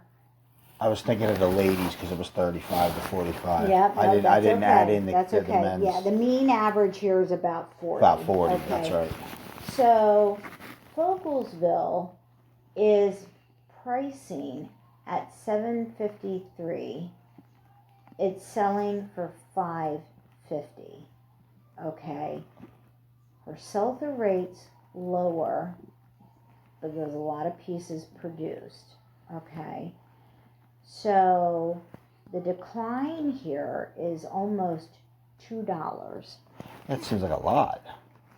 Well, compared to this one up here, it is. It is, but they're actually So, $1.50. I mean, it's still. Yeah, Seems like a exactly. lot for both of them, well, honestly. you definitely, Nick, just so the universal truth for wares, where the two prices are close together, it's the same universal truth, but it's different for textiles. Okay. You're going to have a lot more decline there. Okay. But let's see that's $2.03 difference between this guy and this guy. Her sell-through rate's low, okay, compared to here or here. Right. But yet this team has outproduced this team and this team. So tell me, Nick, what would you, if you had Team Fogelsville in front of you, what would you tell them that we should look at? I think the quality makes a difference right away. Absolutely. You're producing a lot more, but your sell-through rate, you know, it's just it's a huge. We should be checking about merchandising problems, shoppability, quality, even rotation. What else? There's 3 things that we should be talking to them about. You just pointed out number 1, okay, that we could have a quality shoppability problem. What's the second thing? Well, it could be quality, but couldn't it also be quality of items that they're actually producing? True, but it's all quality. It's all part of the same thing. Right. So there's 2 other things I'm looking at here. Okay, well, the sell-through rate is low, right? So if they're producing so much, but their sell-through rate is still low, are they producing too high? I'm sorry. No, you can't produce too high. Are they pricing too high? That's what I meant to say. Sorry. Absolutely. For the quality they're putting out, they're pricing too high. Right. Because they got a $2.03. That's the difference. So they'd be better off pricing a little bit lower and getting that quality up to get that sell-through rate up. Right. So there could be, in conjunction with the quality problem, a price resistance problem because the customer is saying, you're giving me $7.53 to pay for this junk? Right. Right. Okay. So those 2 come together really closely. So there's a little bit of price resistance here based on the quality. So when you said, are they pricing a little too high? Absolutely. Now we should temper that sentence with they're pricing a little too high for the quality. For the quality, exactly. Because we got those 2 coming together. And then what is the third thing we should be telling them? Well, I was thinking e-commerce. Absolutely. There's your third one. Okay. Absolutely. Because they got $0, for goodness sake. But it's not helping them anything because Phoenixville is at almost 2,300. But why would they? I don't understand why they would be at 0. Are they just not? They're probably just not producing, or they're not looking. None of the team is looking for e-commerce. Either that, or they got shitty ass luck that what they are submitting to e-commerce is not selling. But we don't know that. Right. But is the area of where the store is, does that play a role? Because some. That's a very good question. Absolutely can play a role. What you don't know is Fogelsville has very nice donations. I don't even know where Fogelsville is, to be honest. I don't know if it's a good neighborhood, a bad neighborhood. It's a very good neighborhood. It's actually right outside the Allentown area. Okay. I know where Allentown is. And Allentown can get some very good quality donations. And this store normally could absolutely be pricing high at $7.53. But it's more the quality problem that's leading to the price resistance. Because right now, again, the customer's not shoveling what they're offering here. Right. They're just not, because you've got this quality problem of a very low sell-through rate on this side of the fence here. But normally, if the quality of what they were producing was better, this price point actually wouldn't be out of the realm for them, because Fogelsville gets some really nice quality. But so does Phoenixville. Right. Too. I know Phoenixville's a nice area. Absolutely. Now, I know you were saying for wares, it's only like a 20 to 25 cent difference in the last 2. Textiles, it could be, usually we'll see a $1, $1.50, $1.70 so decline. The top one isn't really that different. Exactly. And the decline's different because your price per piece is it's almost double that. Right. So it makes sense that you're going to have, and you have more product to look at. Right. So the depth of inventory in textiles is much greater, because piece for piece, you're always usually producing more textiles than you are in wares. Right. Look at your own production. Right. You've got to produce, 6,000. over 3,000 pieces a day. Right. Or I'm sorry, 1,300 pieces. Right. So it's 6,770 a week. Exactly. Yeah. That's a lot of pieces. Yeah. And the textile department accounts anywhere from 50 to 60% of your sales floor and 50 to 60% of your sales. So it makes sense that you're going to have a lot more people looking and buying at a discounted rate. Right. Okay, than compared to wares. Because the other thing is, we not only talked about depth of inventory, but you have more like items. And you might say, well, no, I only have one red sweater or denim shirt that looks like this. Yes and no. This is a size large shirt I'm wearing, okay? But I guarantee you, if we go to long sleeve tops, this will be maybe the only one of its kind, but guess what? I'm going to have more large tops in blue to look from. So now the ability to sell is a lot greater because my depth is bigger. Right.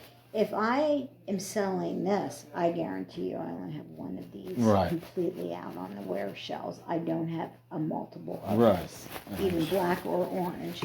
But I do have more large blue shirts to sell than just this one. Plus, it's also, clothes is something you need. Exactly. Like you need. You just have when a it gets lot cold, of it, you need to wear something warm. Exactly. You don't need a mouse. A I wireless don't need mouse. Exactly. Yeah, so exactly. So there's that difference too. So it all leads to the price difference is going to be definitely a little different than that. Because let's face it, if I only have $20 to spend and I need a top to wear, I'm going to see what I can get on discount at 50% off for $2 compared to this one item. Right. Yeah. So that makes a lot of sense.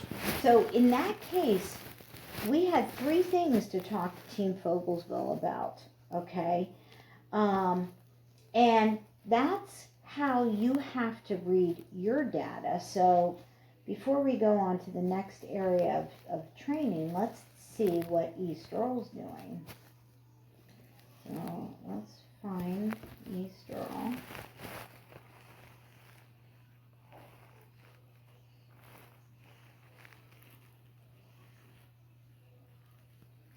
Okay. So here's Easterl, which is 52. Okay. Now this is team 2. Right. So is this team 2 the 2 full-time and a part-time Correct. person? Yes. Right. Yes.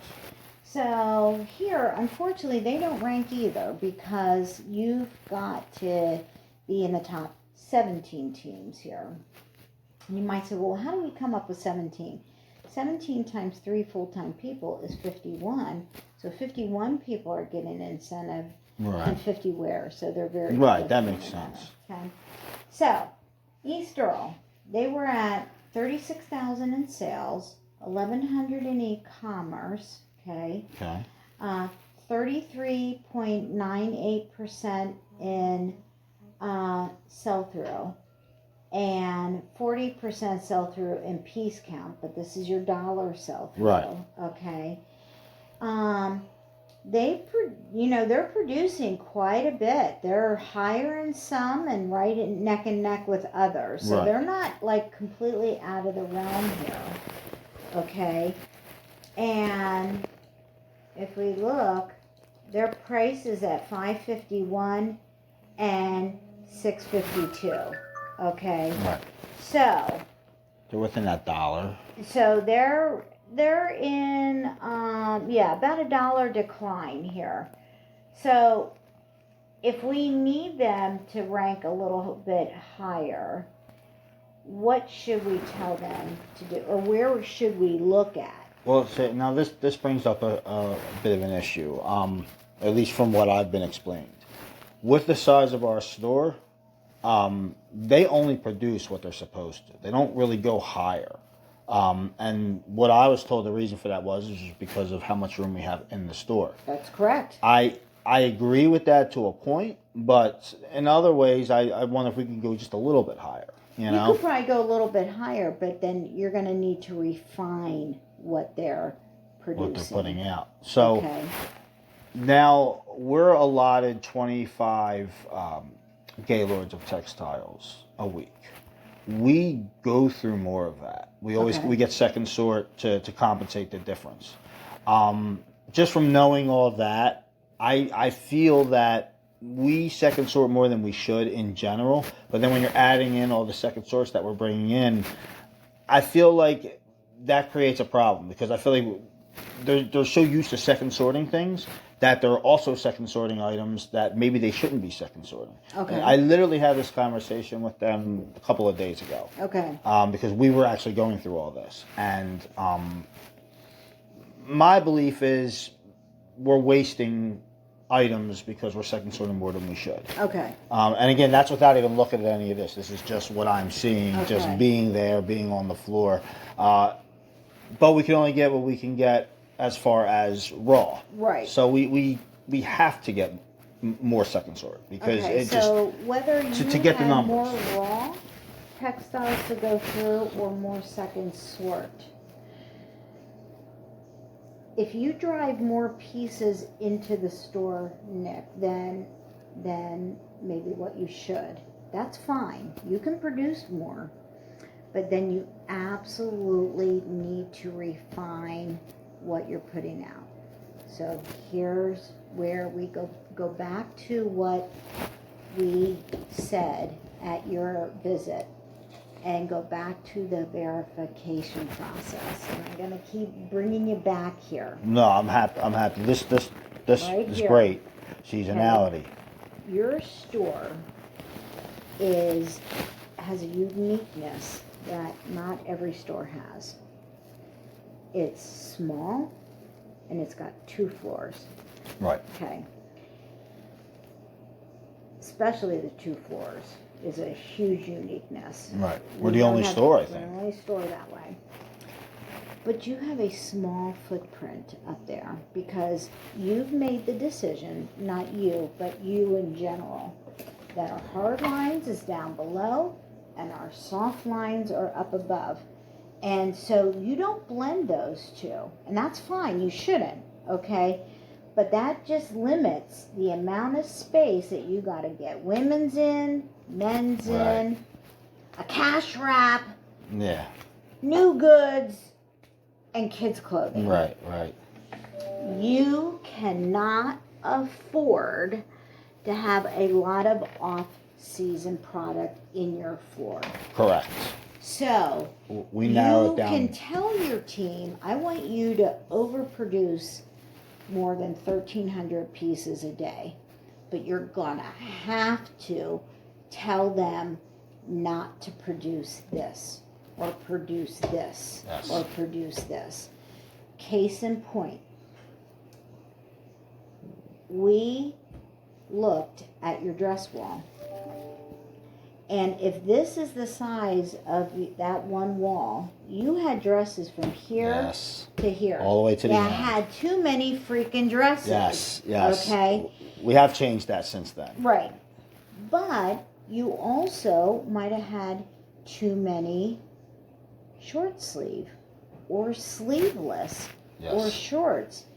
You have to create, to a point, Nick, in East Earl at least, where you almost have little to no off season. Yep. Okay. Yep.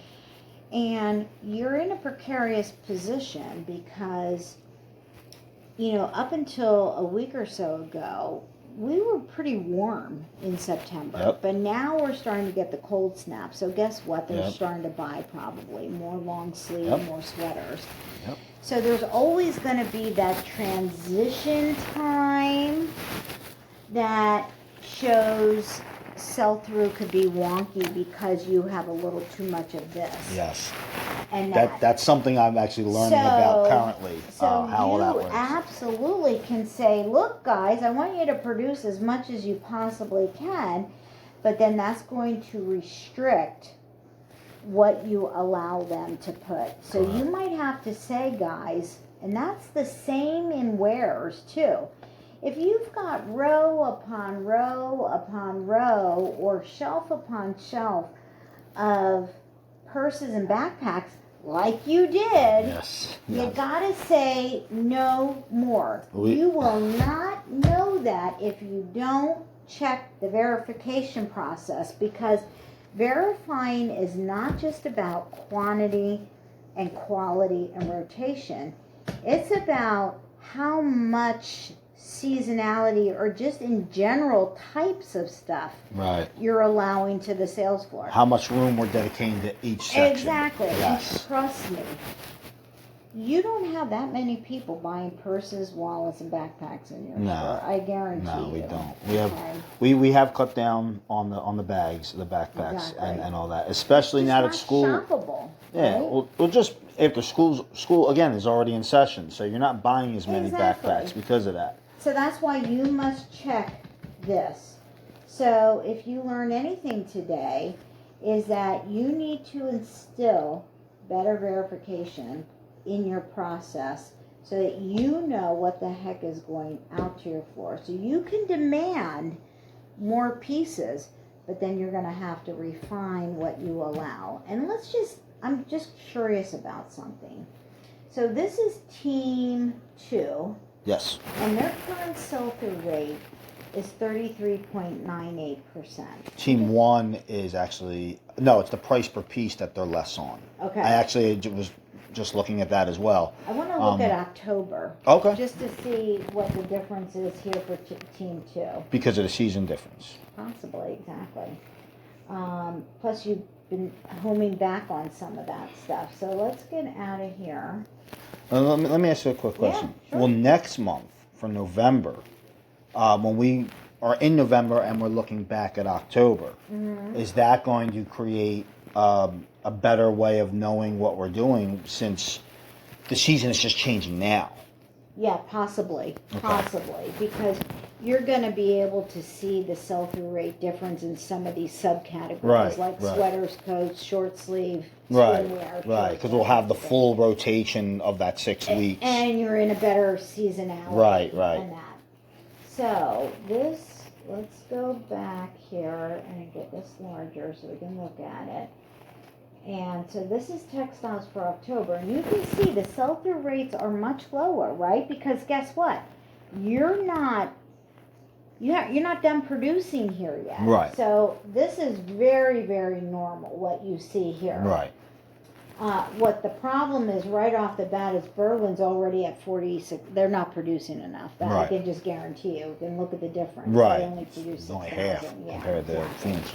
So let's find where Easterall is.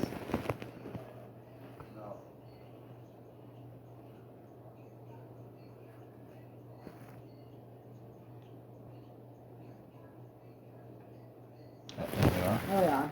This is Team 1, by the way. Where is Team 2? Did we pass Team 2? Yes, we must have passed. Yeah, we had to, because Team 2 always does better than Team 1. Here we go, Team 2. Okay. So that sell-through rate is at 20%. And guess what? Take a look at the gap here. The gap is not nearly as bad as the gap in September. So the way you're going, you're not out of the realm here. So I think what you're seeing is you're probably getting a little bit better strong sell-through here in October. Right. Because you expect it to be low because you got another 2 weeks to produce, right? And you are making refinements to your sales floor. You just told me you cut back on your dresses. Right. And guess what? You're probably telling them, based on our visit or just your intuitiveness of, hey, I shouldn't be putting a lot of summer out refine that, Right. refine that. Right. So as long as you're doing that as the production manager and know and have confidence in yourself that if you're looking at the data and you're reading it correctly, as the production manager, you have every right to say, no more of this. I don't want to see any more backpacks out.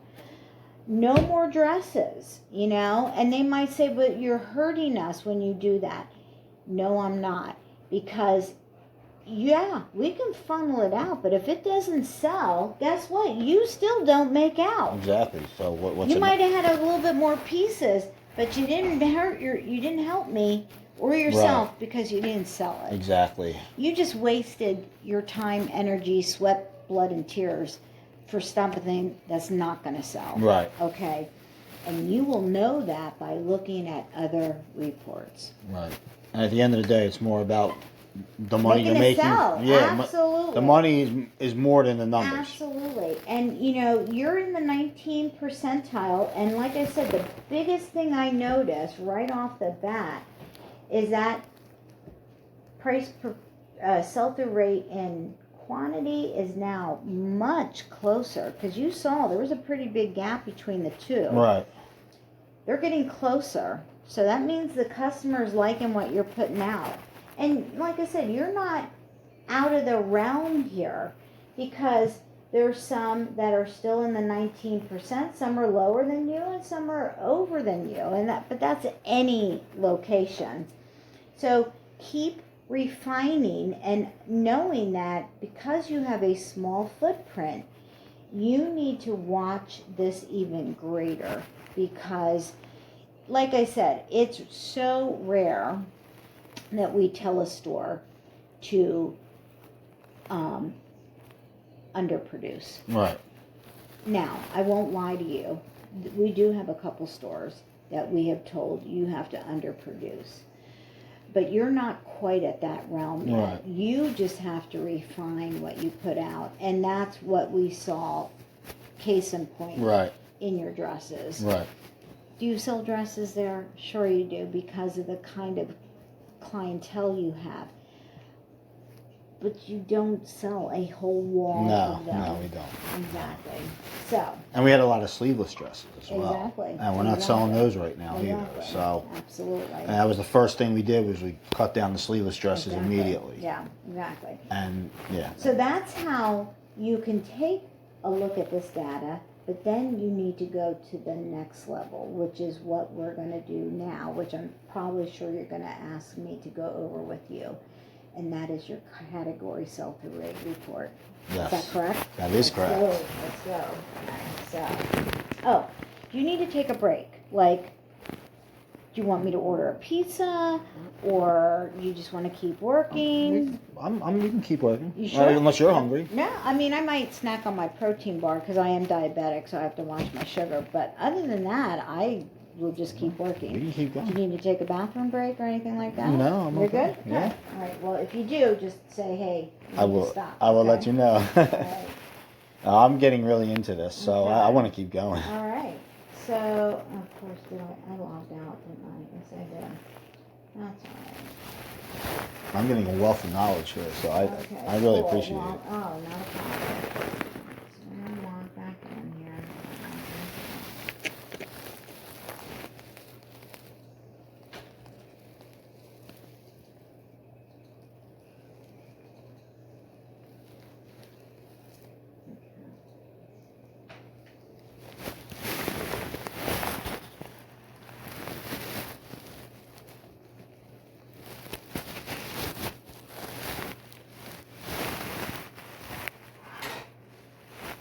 So let's go to Power BI.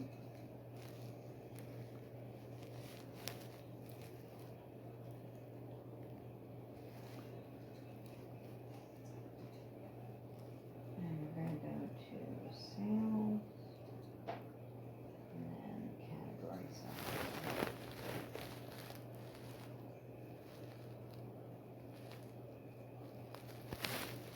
So let's blow this sucker up so we can see what we're doing here. Okay. So,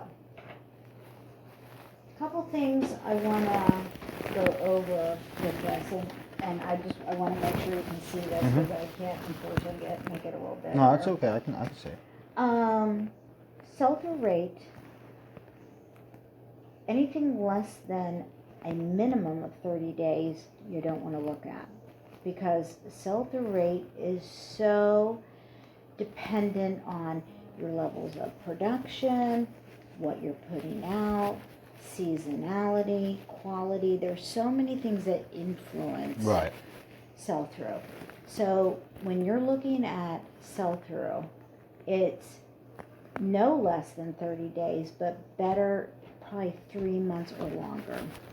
I would try to stay within like 3 months as the minimum. Well, that's a season. Exactly. 3 months, so. So you just want to make sure that you're looking at a long period of time. So, second thing you want to think about is when you set your 3 months, always set this back date a few weeks back from the current date, because the way this calculates sell-through is far more accurate than that KPM report, okay? This looks at barcodes that you sold through today, or really yesterday. Right. The other sell-through rate doesn't look at it that way. Okay. So this is your more accurate way. So really, in this example of 6/1 through 9/7, it's looking at all the barcodes you produced from 6/1 to 9/7, but it's looking at all the barcodes sold through yesterday. Right. Which makes a big difference in sell-through. Make sense? Yeah, Okay. absolutely. So we can look at this time frame because this is 3 months. We can actually probably now go into later September because we're now at the 17th of October. So let's just go to the 21st of October or September, and we'll keep it as June. Okay. Now the problem with this is there's a lot of spring and mostly summer in this sell-through. Right. But let's change. Was that what? I thought that was the kind of the point, just to see. It is kind of the point, in that to see what your changes in sell-through rate are, and what categories you don't want a lot of. Right. Okay. In that case, but knowing that you're now in a colder snap front, you might not see a strong sell-through rate like in sweaters because this was a representation of it. So we're going to change. But you can compare how you did in the summer to what you're going to be doing in the winter. Exactly. You absolutely can do that. Okay. So let's take a look at textiles. All right. So once you know you have the time frame you want, you've got the department, and you got your store. Again, region doesn't matter because it knows where you are. Right. You could look at all, or you could do the drop-down box, Nick, and pick whatever you want in the textile realm, okay? You really can keep it at all because I'm going to show you what to do. So, of course, you're at blank. It's not broken. You just need to refine it a little bit. So when you are in this dark blue bar, if you right-click and hit drill up, and you keep drilling up until you get data. Okay, so now, right off the bat, I noticed something. Okay, your sell-through rate, this guy's based on dollar, okay? We budgeted you to be 36%. You're at now 38%, okay? So that could be one of two reasons. Either A, you're getting better at what you're producing, or you've drastically underproduced. Now, we saw in that other report that comes out Monday that you're about 11,000 pieces under. Trust me, that's not that horrendously bad. Right, there's other so stories. I think for the most part you're okay there. So this is a good thing that our sell-through rate in clothing is getting stronger. That's a good thing because we know that 36 is a little low.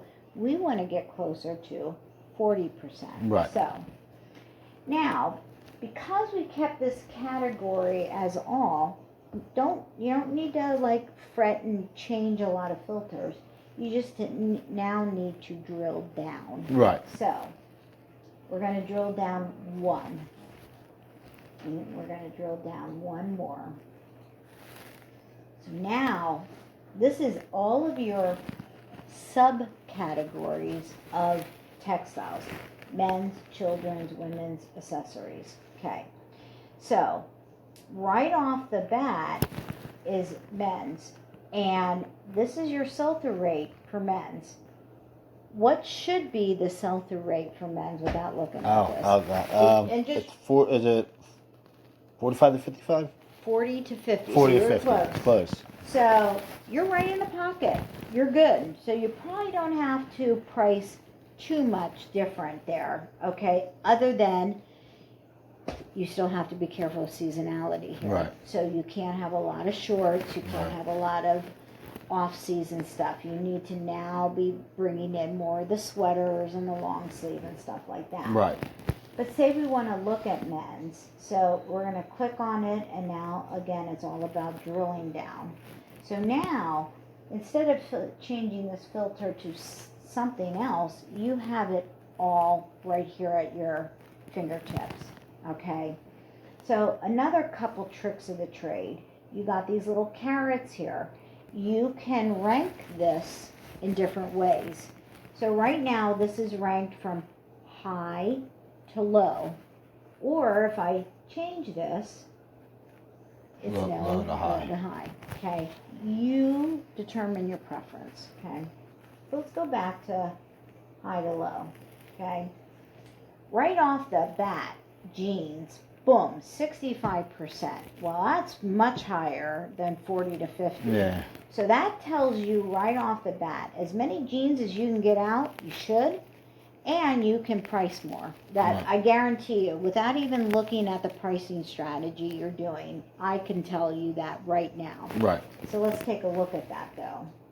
So we're going to drill down again. And we did raise the price on jeans. Exactly. To $10.99. Yep. Good. Okay. So what the new price is? What, $8.99, $10.99? Is that our pricing structure? Yes. So you're at the highest one is your $10.99, which is good because you don't want to be at base.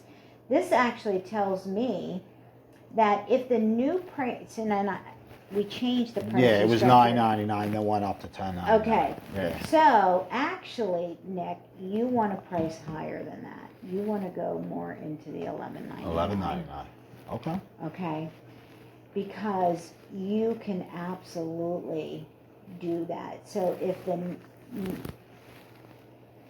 new price for men's is what, the $10.99? Is that what you're saying? Right. That's around pretty much what we're doing right now. Look at the sell-through rate on that guy. We're still selling a lot. Exactly. Yeah. Well, we could up it more. You can actually go into the $11.99 and $12.99. Now, why? First of all, it's colder now. It's colder. You don't get a so the strategy of supply and demand. That is a basic economic truth. If the supply is low and the demand is high, you go up. Absolutely. Okay, Yep. right? So in this case, you don't get a lot of men's clothing to begin with because men historically don't have as much of a closet of clothing than women do. Right. They keep their clothing longer, okay? And I've been married for 35 years. We do. I know that. Yes, we do. And you just don't donate as much because of all of that. So the demand in that, and I think when it comes, and this is not, what I'm about to say is not meant to be derogatory. I just think it's more factual. Because women shop more than men, they become more savvy for pricing, and that they will look more for bargains than a man will. I agree okay? with that. Absolutely. So you look at $12.99, you're like, I'm getting a great pair of jeans, $12.99. That's a good deal. To a woman, maybe not so much. Right. Okay, so I do mean that in the most respectful No, way. that's true. It's 100% true. You know, because my husband would probably look at $12.99 and say, well, that's good for a pair of jeans, Yeah. especially when he goes to Kohl's and he buys a pair of jeans for $65. Oh, yeah. Much different. Yeah, realm there. $12.99. Women might be a little bit more savvy with that. But anyway, the bottom line is you can absolutely price up here, and you should. Okay. So let's drill back. We want to go up again because I need to see more product. Right. So in this case, there's your coats. There's your activewear. Sweatshirts. It's becoming still high sell-through rate, okay? Shorts is still high because of that seasonality. Right. But this tells us it's now lowering, so I need to not have as much Right. in shorts, okay? And would we drop the price in the shorts we do have? Your shorts automatically did Right, because because I of the adjusted that Okay, DVD, right. okay? But we're not even putting shorts out at this Exactly, point. and that's Yeah. fine. That's fine. Your long sleeve is at 34%. You're going to have to be careful because you want to put more long sleeve out. That sell-through rate will go up Right. a little bit, okay? And I would imagine it wasn't in these months because it still was summertime. Exactly. And that. And sleeveless for men, I don't think men wear a lot of sleeveless, to be completely honest with you. But again, I'm not a man, so I don't know. So but, for me personally, I actually like sleeveless, but I Okay. go to the gym. So like it's So that's good. where you're It's gonna good wear- for yeah. that. But yes, not every male exactly. thinks, you know. Because look at this, like sport coats, nightwear. I mean, that's not, when you think of what you're producing, that's not what the man is buying. Right. No doubt about it. But I mean, they're great deals too for Oh, the sport yeah. for the sport coats, Oh, especially. sure. Yeah, exactly. I remember going but to. you're not going to be making a lot of money off of sport No, coats, no, so- it's a small section. Yeah. But I remember before I worked for Goodwill, going into a Goodwill and seeing the sport coats and thinking, wow, this It's is a good next to price. nothing. Exactly, Like, you know, if I need a exactly. suit, Especially for a sport coat. Yeah, absolutely. You're just not going to make a lot of your money because that's not what your average person is buying. I mean, I think too, the way we look at clothing is much different. When you were in a manager role, you might have put in a sport coat and a pair of slacks. Nowadays, business casual is truly business casual. It is. You're right. People don't wear sport coats or three-piece suits like they used to. No, it's they just don't. not that generation. It's weird you say that because I remember just with interviewing people, and I had this talk with Alpha actually.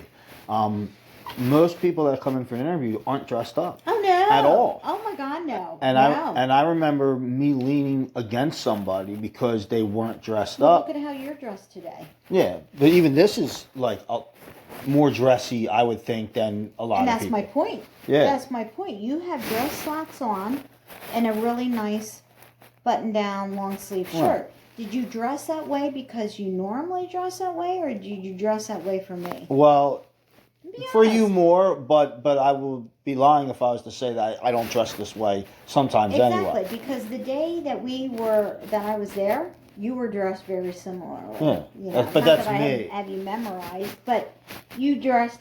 I looked at you and I'm like, you're dressed really nice, and that I'm in jeans for God's sake, you know. So that the way we look at clothing, I think, is much different. And you're a lot younger than I am.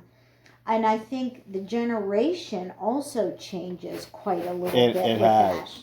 that. Your older generation probably will be buying maybe some of that because they're the baby boomer. They're the Gen X, which is my generation. But when you're in the Gen Z, the millennial, Gen Y, I mean, it's a completely different animal. I just went to a conference in Nashville for Shop Goodwill. And of course, they put on the website that it was business casual. I was shocked, Nick, at how business casual was.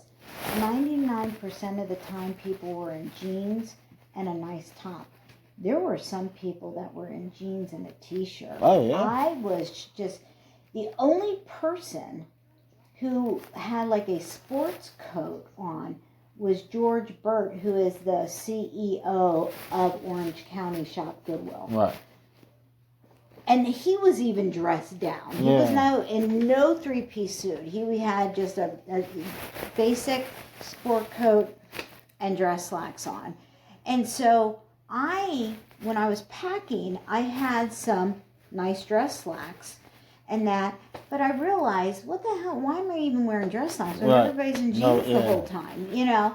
So I was definitely different because, again, generationally, when I think of a conference, I'm thinking maybe not a dress, but I should look nice. Yeah. I should look professional. Absolutely. You know, so. And that was the conversation I had with Alpha. Yeah. Because I was like, well, we shouldn't hire this kid. Look how he's dressed. Exactly. And he said to me, you can't really look at it like that. And it's more about what they're saying, how they're saying it, and more importantly, you can be casual like I am, but am I talking in a professional way? Right. Am I, answering questions correctly? I think that's how you have to take a look at it. But at the same time, they shouldn't be there in ripped up jeans and a stained t-shirt. So I agree with you to a point where you do expect them to be interview ready from that standpoint. Right. But do they need to be in a three-piece suit? Absolutely. No, not a suit. That's an exaggeration, but yeah, I get exactly what you're saying. But he kind of reeled me in a little bit with what he said, and he's right. Yeah. Because it's not the first time I've done an interview. It's not the first job I've done an interview, and it was like that. Absolutely. And to me, it's a little crazy because you want to exactly because you think you want to be impressive to the point where you have somebody who is professionally dressed. But I think, too, a lot depends on the job you are interviewing for. Right. If you were to interview for the manager position, I would expect you to dress like this, where you have a nice pair of dress slacks and a nice button-down shirt. Right. I would not expect you to be in a t-shirt. Right. On that, unless you're coming right from work, then I would expect maybe you have your Halloween t-shirt on or something like that.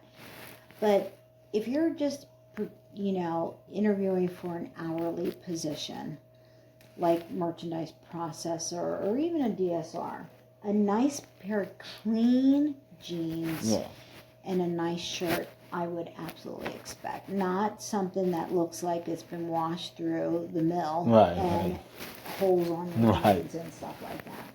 So anyway, when you're looking at your sell-through rate, I would say refine it so okay, this is not my big seller, so I should not put more of them out. Right. I shouldn't even put a lot of suits out. And that even though my sell-through rate's on the low end, it's still...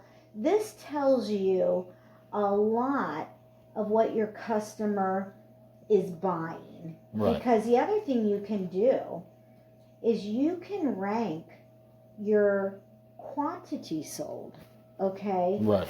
And let's face it, you got t-shirts here. A lot of them were produced, but you're selling a lot. And your sell-through rate is high. So you can start to make some correlation as you change your filters. So you might say, okay, out of everything the man bought, we produced a lot of t-shirts, but we sold a lot. Right. And we got a healthy sell-through. Let's look at some detail here. So let's do that. So we can go to t-shirts, and we can drill down. And the most price you produced at was $4.99, right? And you still have a pretty decent sell-through. So maybe some of them could go more to the $5.99 realm. You don't want to price gouge, but you still sold a nice quantity here, and look at the sell-through rate went up a little bit. So that might tell you. Isn't that a little high though, the 53? The 53 is a little high, so that Yeah. tells you could probably price up a little bit more. Right. So you could go into the $5.99 Right. realm, but you're doing more at the $4.99 realm. Well, the So $4.99 is at 43. it's not horrible. You're still in the pocket 40 of to 40 to 50. 50, and so what it might mean is that the nicer T-shirts in here Go $5.99. could go $5.99. Gotcha. Not every T-shirt, but Right. the nicer ones. And let's face it, T-shirts are one of those that you're going to look at a T-shirt and you're going to call it a T-shirt. I might look at it and say it's a Short sleeve. Mm-hmm. So I learned. So okay, I've got to rewind a little bit. When I did textiles for the first time, Okay. I did not have a clue on what I'm supposed to be selling at what price. First time I'm doing it, and this was actually, let me rewind it back. It would have been the second time because the first time was last year in the winter, and I was completely clueless. Okay. But it was my first time doing it for the summertime. Still kind of clueless because now we're in a different season. So I was explained, if it's a T-shirt for a men's, it's probably a T-shirt. For a female, though, you would normally go on the short sleeve. And Alpha kind of, he was teaching me the differences. Yeah. And we were going over the prices and why is this price and why is this price. So what you're saying right now makes perfect sense. But it's just interesting to actually look at it with the sell-through rates now. If it's supposed to be 40 to 50, what you just said, I made every T-shirt that day $4.99. That was just, go $4.99. That's what you should put it as. But I had questions. I'm like, well, this shirt seems a lot nicer than this shirt. Maybe, but I didn't want to make waves. I was just told what I was told, and I just went with it. And okay. Now that you're saying what you're saying, now I'm thinking, no, I might have been on to something that day. Exactly. You were absolutely on to something that day because let's think about what we might agree on is a T-shirt. Usually it is not a collared shirt. Correct. So it doesn't have a collar, it's just a round neck. It usually has a pocket. A T-shirt. A T-shirt. You're talking like right here, like a pocket here? So, like an undershirt, though, that would still be considered a T-shirt. Right? That is correct. Like this, with no pocket, though. For no pocket. But now, let's think about the brand of those that have a pocket that you would want to upprice. Well, you would upprice it just because it has the pocket, I would think. Not necessarily, because we just said that some have a pocket and some don't. The ones with a pocket, normally we're going to say are a T-shirt, but that doesn't mean you shouldn't price that up, which goes back to what you were just saying a moment ago. So, you've heard of the brand Carhartt, correct? When I moved out here, actually. In Philadelphia, I had never heard of it until I got one for Christmas, because my mom is out here, and it was a hoodie sweatshirt, and it was nice, and she was like, "Oh, it's Carhartt," and I remember it's funny you're asking me that because I said, "What is Carhartt?" Because they don't have Carhartt in Philadelphia at all. It's usually a thicker material. Yes. It's very well made, and an average T-shirt, what they classify as a T-shirt for Carhartt is going to be in the $20 to high $20 range. Oh, I didn't know that. Yeah, exactly. Wow. I know that the sweatshirts are like $60. And that's a sweatshirt. And I thought that was high. I thought it was a very high price, but still a very nice hooded sweatshirt. It's well made. It's good material. Yeah. And you might say, well, why does your husband wear Carhartt T-shirts? Well, first of all, my husband's built like a linebacker. They make a very nice, larger size shirt for him because he's much bigger than you are. You're slim build. He's a little heavier, and he's taller. He's just a big guy. He looks like a linebacker. Really. You should have met me about a year ago. Really? Yeah, I was a little bigger. Did you lose weight? I did. Yes, I got a treadmill. There you go. I'm not on that, but he's in a 2X, 3XL, and he's got a very long torso, so he needs a length. Right. Carhartt makes great shirts for his size, but he wants it to not look like a t-shirt. He wants it to make it look like a nicer t-shirt. So I only exclusively buy him Carhartt t-shirts. And then as they wear down, he wears them for work. But the nicer ones, that's his more casual, but it's still a very nice t-shirt. Right.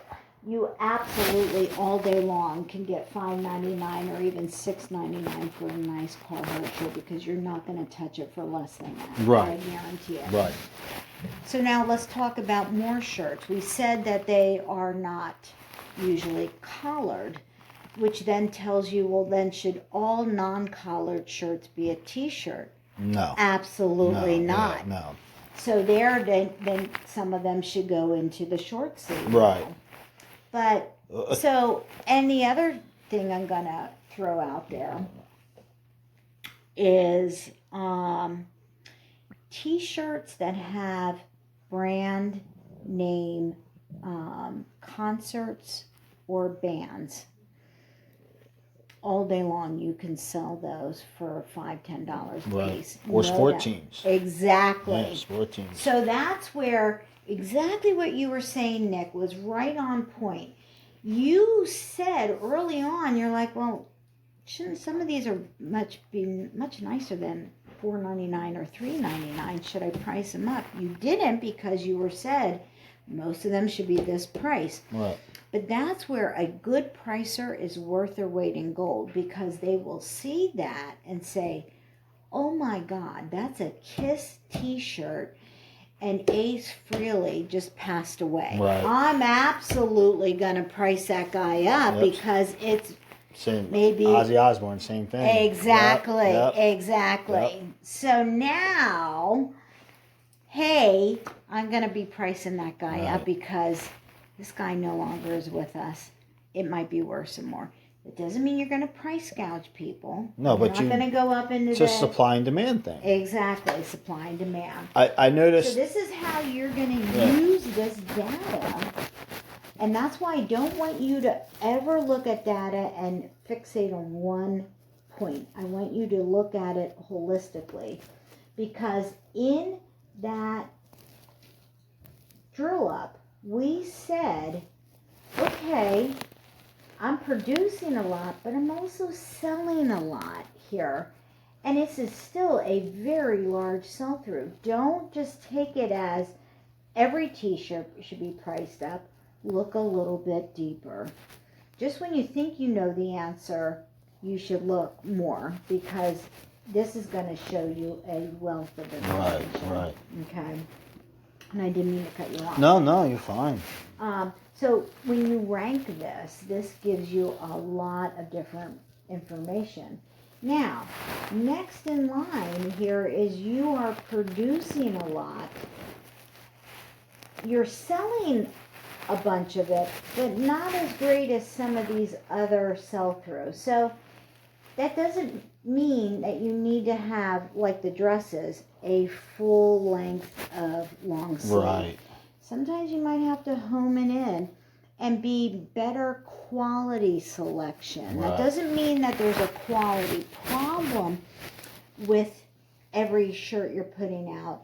It just means you might need to go with a better quality to get that sell-through rate. And what you're really doing then, Nick, is refining the quantity you have and trying to raise the overall quality. Right. So it gets the sell-through rate into a healthier region. Plus, this should go up a little bit more, because guess what? If we were looking at true winter, it might be a better sell-through. So let's check that out, because this is where you said earlier, can you compare it? Right. Yes, last you can. year. So let's go to a sell-through rate time that is more indicative of long sleeve. So let's go from, let's change this date to October of last year.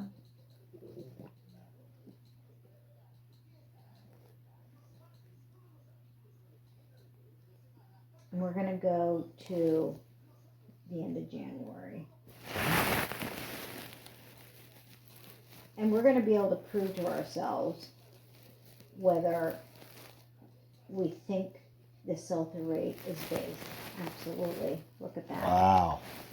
So we were pricing too low immediately on the sweaters. Look how many. Wow. But look at how seasonality changed. Yeah. You went from 34% to 43%. That's a major difference. Yeah. Almost 10% higher. Okay. Now, does that mean everything goes up to the best price? No, it does not mean that. But it does mean that you can go up a little bit more. Right. Not crazy. That's where you gotta know when to do more aggressive pricing or more easing into the pricing. Right. And this guy here is more easing. You need to give a little bit of good, better, best. Right. But in sweaters, absolutely go to Yeah. better and best all day long. Yeah. That's how you, as a production manager, are refining your people for pricing. So when you look at the verification, you should be looking at the pricing to see, are they pricing a little too low, a little too high, or maybe you're seeing too much of the high-end long shirts, and then that's when you got to say, ease it. Right. Okay? Or what I'm infamous for saying, blend it. Right. Because your customer can afford a better price, but they absolutely can't afford the best price. So you need to give them a little bit of each, especially in some of these sell-through rates that are good, but not that great. Right. Right. Because here, take a look at short sleeve. It plummeted down to 32%. Right, but that Okay. is expected because of the season. Exactly. And that's what people have to understand, that in a store like East Earl, and it might be different once you get your own store because it could be a completely different market. Right. But one thing that is universally true again is we live in Pennsylvania that normally has very 4 distinct seasons: spring, summer, fall, and winter. Right. And because of that, we can demand higher prices in season product, but it also is a universal truth that if I don't have a big sales floor, I can't have a lot of off-season Right, product. right. I almost have to go down to 0. Right. You only get so much real estate. You have to So use it to your advantage. You, as the production manager, have full control over that. And if they counteract you, you got data to back yourself up. So that's why it's important that you know how to read this guy. Okay? So that's the beauty of this ability of solutions, that we can drill down and start to look at things holistically to drive that price, or in some cases, sometimes you have to lower the price.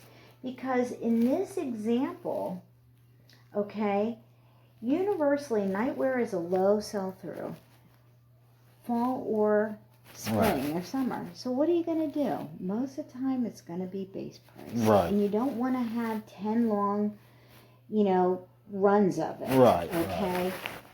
That's how you read this data, to tell you what your customer is buying and how should you price it. And this, oh my God, it's just a huge case study in seasonality plays a factor, but there's a season. Doesn't matter how much nice nightwear I have, I should not have a ton of it out, Right. and I'm probably going to go with base price. Right. But you It's don't not a know big that seller. unless you look at this data. Right. Okay? Well, what about children's clothes? Well, let's go there. I was told always, for the most part, go with the base price on children's clothes in general because they just don't sell that much. Okay. So, what is your sell-through rate for kids? I'm not gonna look.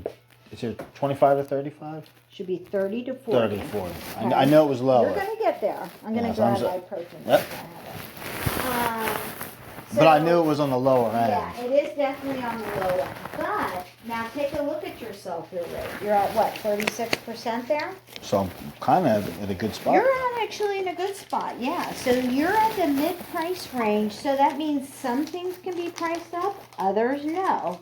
So now we need more data. So we're gonna take this and we're gonna drill down.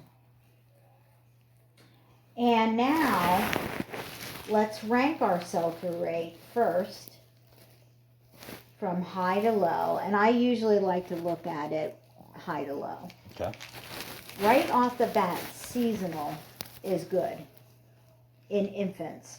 So you should absolutely, so that's your Halloween costumes right away off the bat, or any type of like that kind of seasonal stuff you want to price up. Right. Universally. Because it's the season. And look at their sell-through rate. Now, that brings up an interesting question. Now let's go back to our other season because it might change because this is in the wintertime. Right, but real quick, I know there is a percentage of sell-through rate with men's, women's, and children, but does that change with seasonal if you're in that season? It's usually going to go up. Right, okay. That was And because we're in the seasonal, and that's why I want to change the sell-through or the time frame. time. Yeah. Because you're in Halloween and Christmas. Right. And what do you want to do with little kids? Right. You want to dress them up, Absolutely. right? So that would go up. So you would put that price up a little more because of the season that we're into. But now let's change it and go back to our other season or other time frame. Okay. So let's go to that September 21st, and we're going to go back to June 1st. So again, one more reason, oops, I'm going too far, where you want to look at your numbers holistically. Don't just gravitate. I'm talking and not paying attention. That's okay. Don't just gravitate and fixate. Make sure all of your filters are correct because it will make an absolute difference. Now we're ranked differently. Seasonal did drop, okay, but it's still good. So that just tells you universally, Nick, any of that kind of like seasonal stuff will sell. Right. Okay, because you're above the sell-through rate range Right. in this case. But not very much above. No, but you're above. It is above, yeah. You're above. Now. So we should have still upped the price a little bit? Mm-hmm. Okay. Absolutely. So, two other really strong sell-through rates that are over 40% is kids. Mm-hmm. Kids miscellaneous, kids bottoms, okay? Not so much kids tops. So if you got nice bottoms, you can price up a little bit. Okay. So let's take a look at that.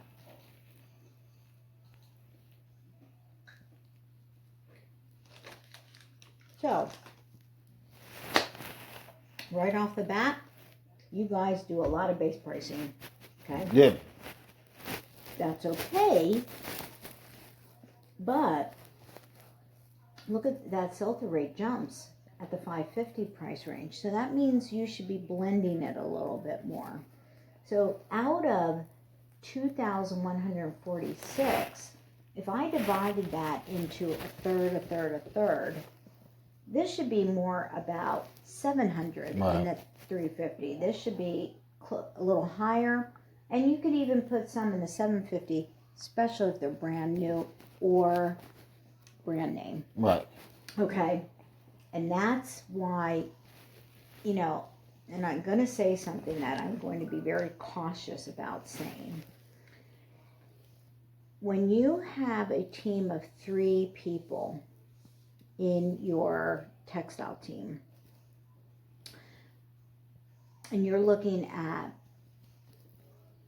skill level, the hanging piece is the easiest. Right. So you should probably think about your team dynamic, that your less skilled person is in the hanging. The next higher level of skill needed is the sorting quality, Right. because you need them to pick the right quality. Right. But the person who's worth your highest weight in gold is that pricer, Right. because she or he can make or break your output because of bad pricing or good pricing. Right. Okay, so when you're thinking about how you're setting up your team, it's not just about, do I have 3 full-time people, or do I have 2 full-time people, or 2 full-time people and a part-time. It's who's in what position. Now, there's always cross-training that you should do, but somewhere along the line, you know, if you have someone who's very methodical but slower, they're probably going to be a better hanger. But if you have someone who has a really good eye for what the product looks like and has a good pace, that's your sorter. Right. But if you have someone who is really savvy in pricing, they should be a pricer. So think about that too. You can always move people around as a production manager as well. Okay, so let's go drill back up. And so your lower is kids tops here, and that's at 29%. So that's on the low end of that 30 to 40 range. In fact, it's dipped down. Right. So we should think about that. So we can drill down. And you produce a lot at 350, and you should probably keep it that way. Right. Okay, because you're not selling a lot of it, because Right. out of that 100 pieces, you're only selling 25 of them.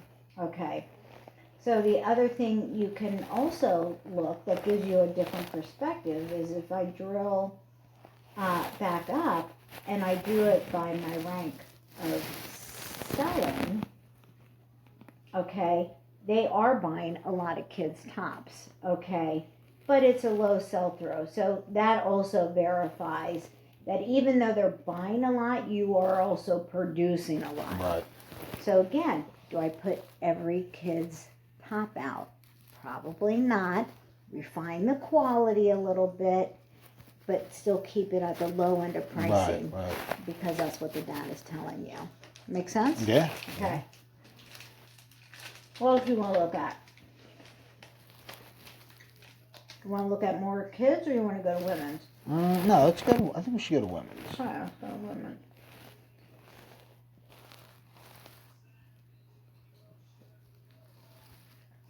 So, this guy is almost at 36%. That's good. That's good, right? It's on the range of 35 to 45 for women's, but it's not phenomenal. Right. It's Okay. right at the bottom rung. So we want to keep it again closer to 40. Right. Now, why? So women's is even more prone to seasonality Right. than men's and kids. Okay. We're selling more of that item too. So we're selling more of those items, and there's so many different And it's a varieties. larger part of your department. Right. It makes up 65% of all of your linear space. Right. It's like 2/3 of the store. Right. 2/3 of the handrail is women. So by default, it's going to have a lower sell-through rate. Right. Okay. But that doesn't mean you shouldn't learn from how to landscape your sales. So let's do that. So if we drill down and let's rank it from high to low. Okay. So now we see, whoops, women's coats. Summertime though. So. Summer, but it's still a really high sell-through rate. So you can absolutely price up coats almost all the time. Okay, you're not going to have a lot of them in this time frame, but the ones that you do put out, you can price. Right. And I bet that sell-through rate goes up if we would change this to winter time. In fact, I guarantee it. Yeah, it would. Okay. Shorts. Right now it's high because summer. But if we would change that to winter, I guarantee you those shorts will go down. Right. Okay. So right now you have a lot of that, like light, swimwear. All of that was on the higher end of your sell-through. Mm-hmm. So at the same time, you got to learn from your low. Okay, and look at that dress. Too many. many. Way too many. I don't make this shit up. I wish I did. No, I know. This tells you that you have way too many dresses out Right. there. Okay, because yes, you sold them, but you were producing way too many. Right. You gotta refine it a little bit. Okay? Because in this, yes, you, other than short sleeve, that was your second biggest buyer. Right. But that doesn't mean you have to have 8,000 of them Right. produced. It was only the second biggest because there were so many of them. Exactly. You were sort of limiting what the customer could buy. Okay? So, if we learn, and again, Nick, we can go back here in time. So let's take this date. Yeah, that was going to be my question actually. Let's go back to. Should we October. always compare to the season you're in? I think you should. I mean, because that's going to give you learning moments for the current season you're in. So the beauty of this system is we can easily, by the click of a couple buttons, go back in time and take a look at what we will learn from the previous season. Right. We're in winter now. We're in fall/winter. So go back to fall and winter Right. of the last time and do the same stuff. They're seasonal. Look at coats again. Yep. Look at sweaters.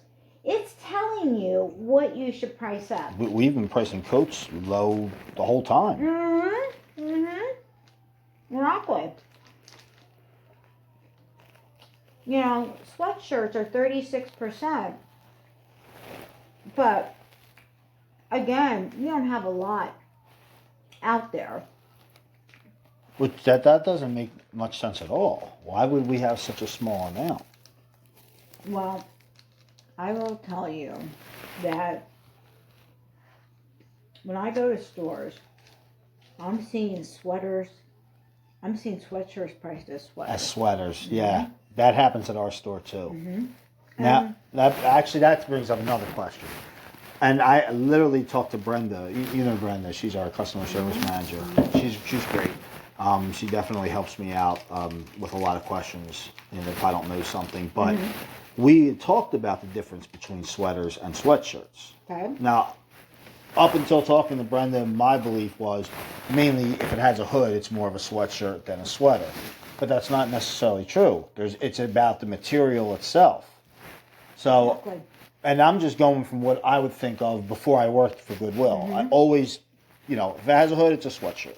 It's a sweater if it doesn't have a hood. But that's not the case. And we literally just had that conversation.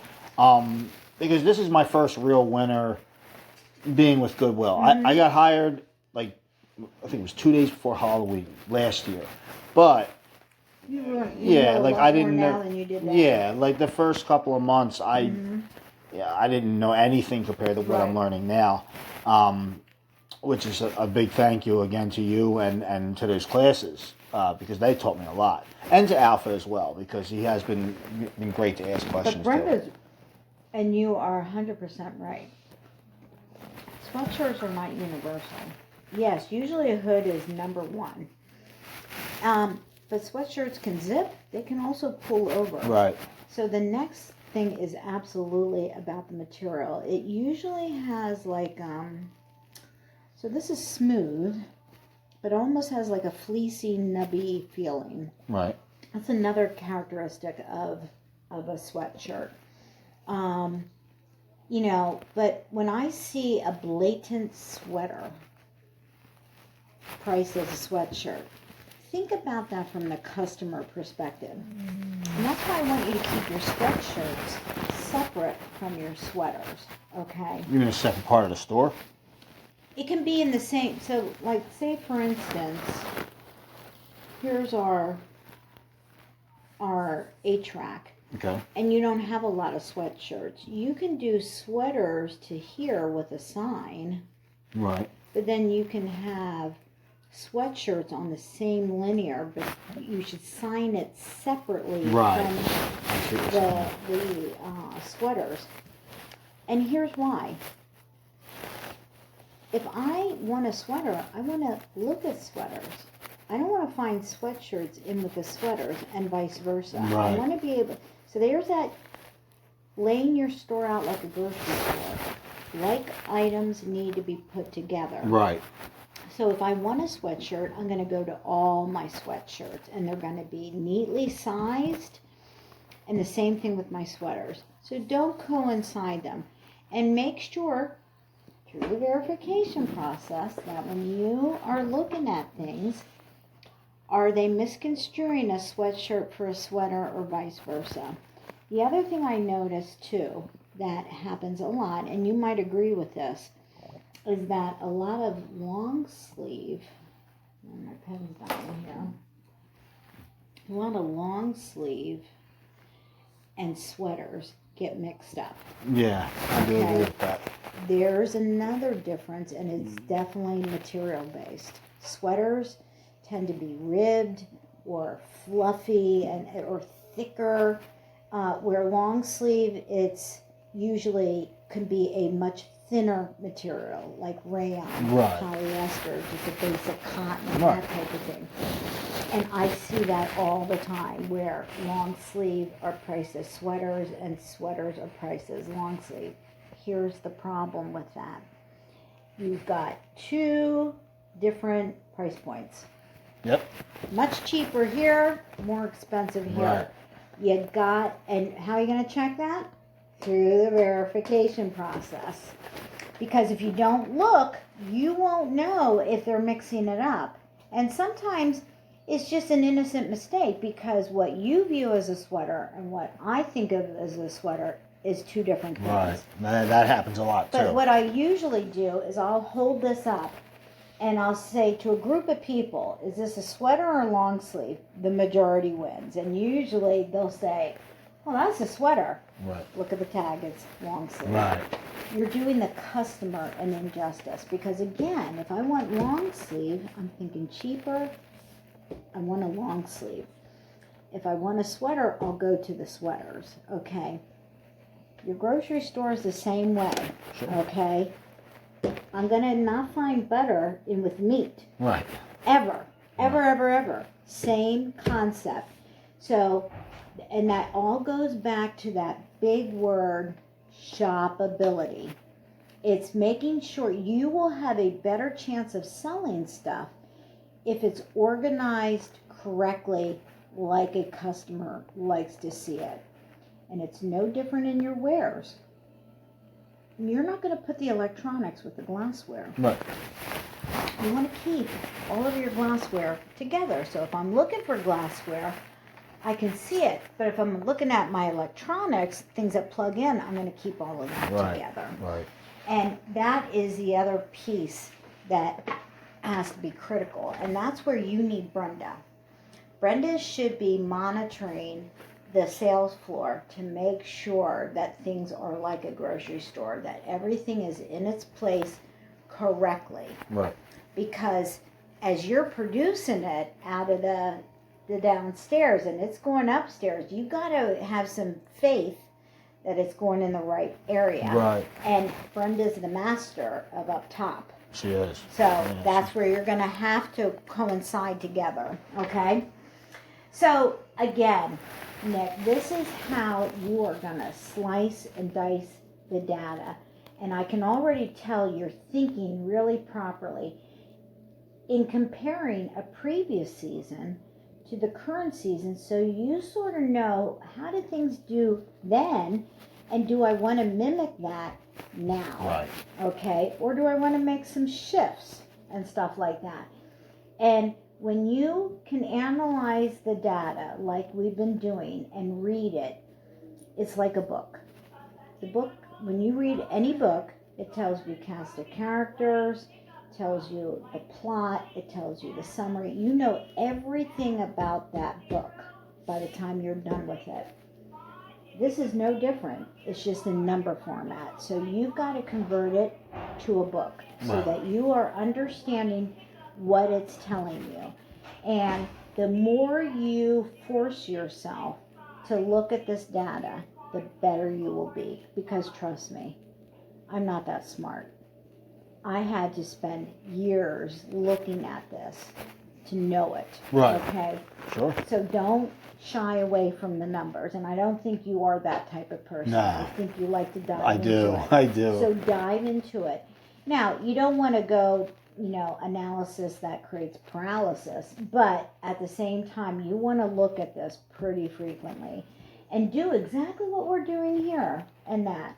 When you have that quiet time, like, hey, Alpha, want to do some analysis on pricing and that just to see how we're going. He's going to appreciate that. You spend that good half hour, 40 minutes just cross-analyzing to see what this stuff is saying and that, because it will give you a wealth of knowledge. Your team will be more successful. The store will be more successful. People will make more money, more mission. It's a win-win for everybody. Right. Okay? Yes. What else you want to look at? I'd like to really learn about like the profit loss. So we want to look at Paper. financials. Yeah, You got it. that's something I was really hoping we could look at today because I don't We're going to know. do it. What time do we got here? We got time. we have time. Okay, so let's get out of here. Anything else you want to see in this area before we go to financials? No, I think we're pretty good here. Okay, Yeah. got it. All right, so let's get out of here. But I'm learning so much. Thank you. Well, This is you are so this is welcome. great. You're so Oh, actually, one more thing. That screen that we were just at. The category sell-through? Yeah. So that's the category sell-through. That's my go-to favorite. You can do store sell-through, but to be honest with you, you can get that out of category. Right. The only thing you can't get is an individual sell-through rate by person. But honestly, that's where you get the ranking for the most part. So you can just get it through there. Exactly. I always go to the production sold by employee. No, I would not use that because actually your ranking report is far more accurate. And this was the foundation of moving to. So you have your ranking reports. You might not even go to that. You don't even need it. No, because you got a one-stop shop with your ranking. Okay. Awesome. But yeah, as sell-through, this guy. Oh my God, I love this report. love it. Okay. All right, so let's get out of here and let's go to Good Links.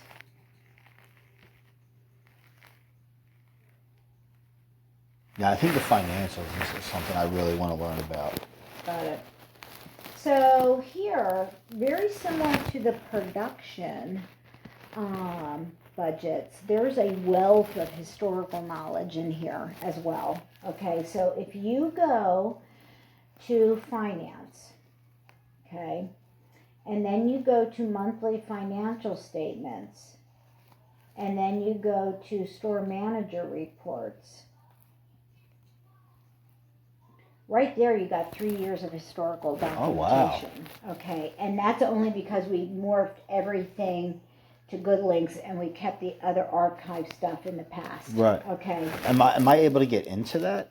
Store manager, you should be able to. Okay. If you don't, I want to know and I'll fix that for you. Okay. Because I need you to be able to go to this pathway. Okay.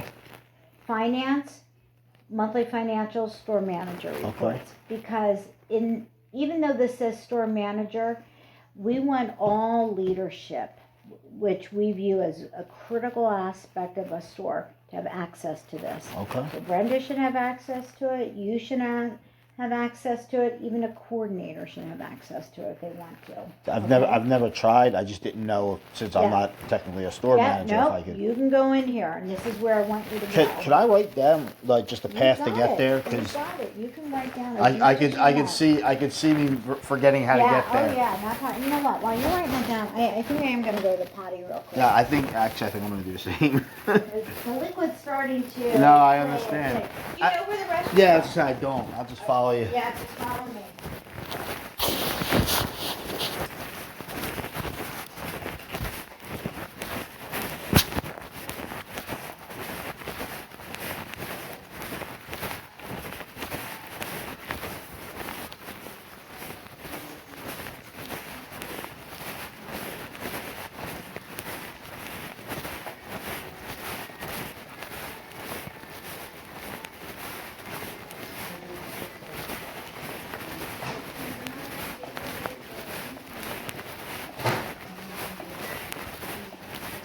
Okay, men's room right there. Awesome. Thank you so much. Oh, you're welcome.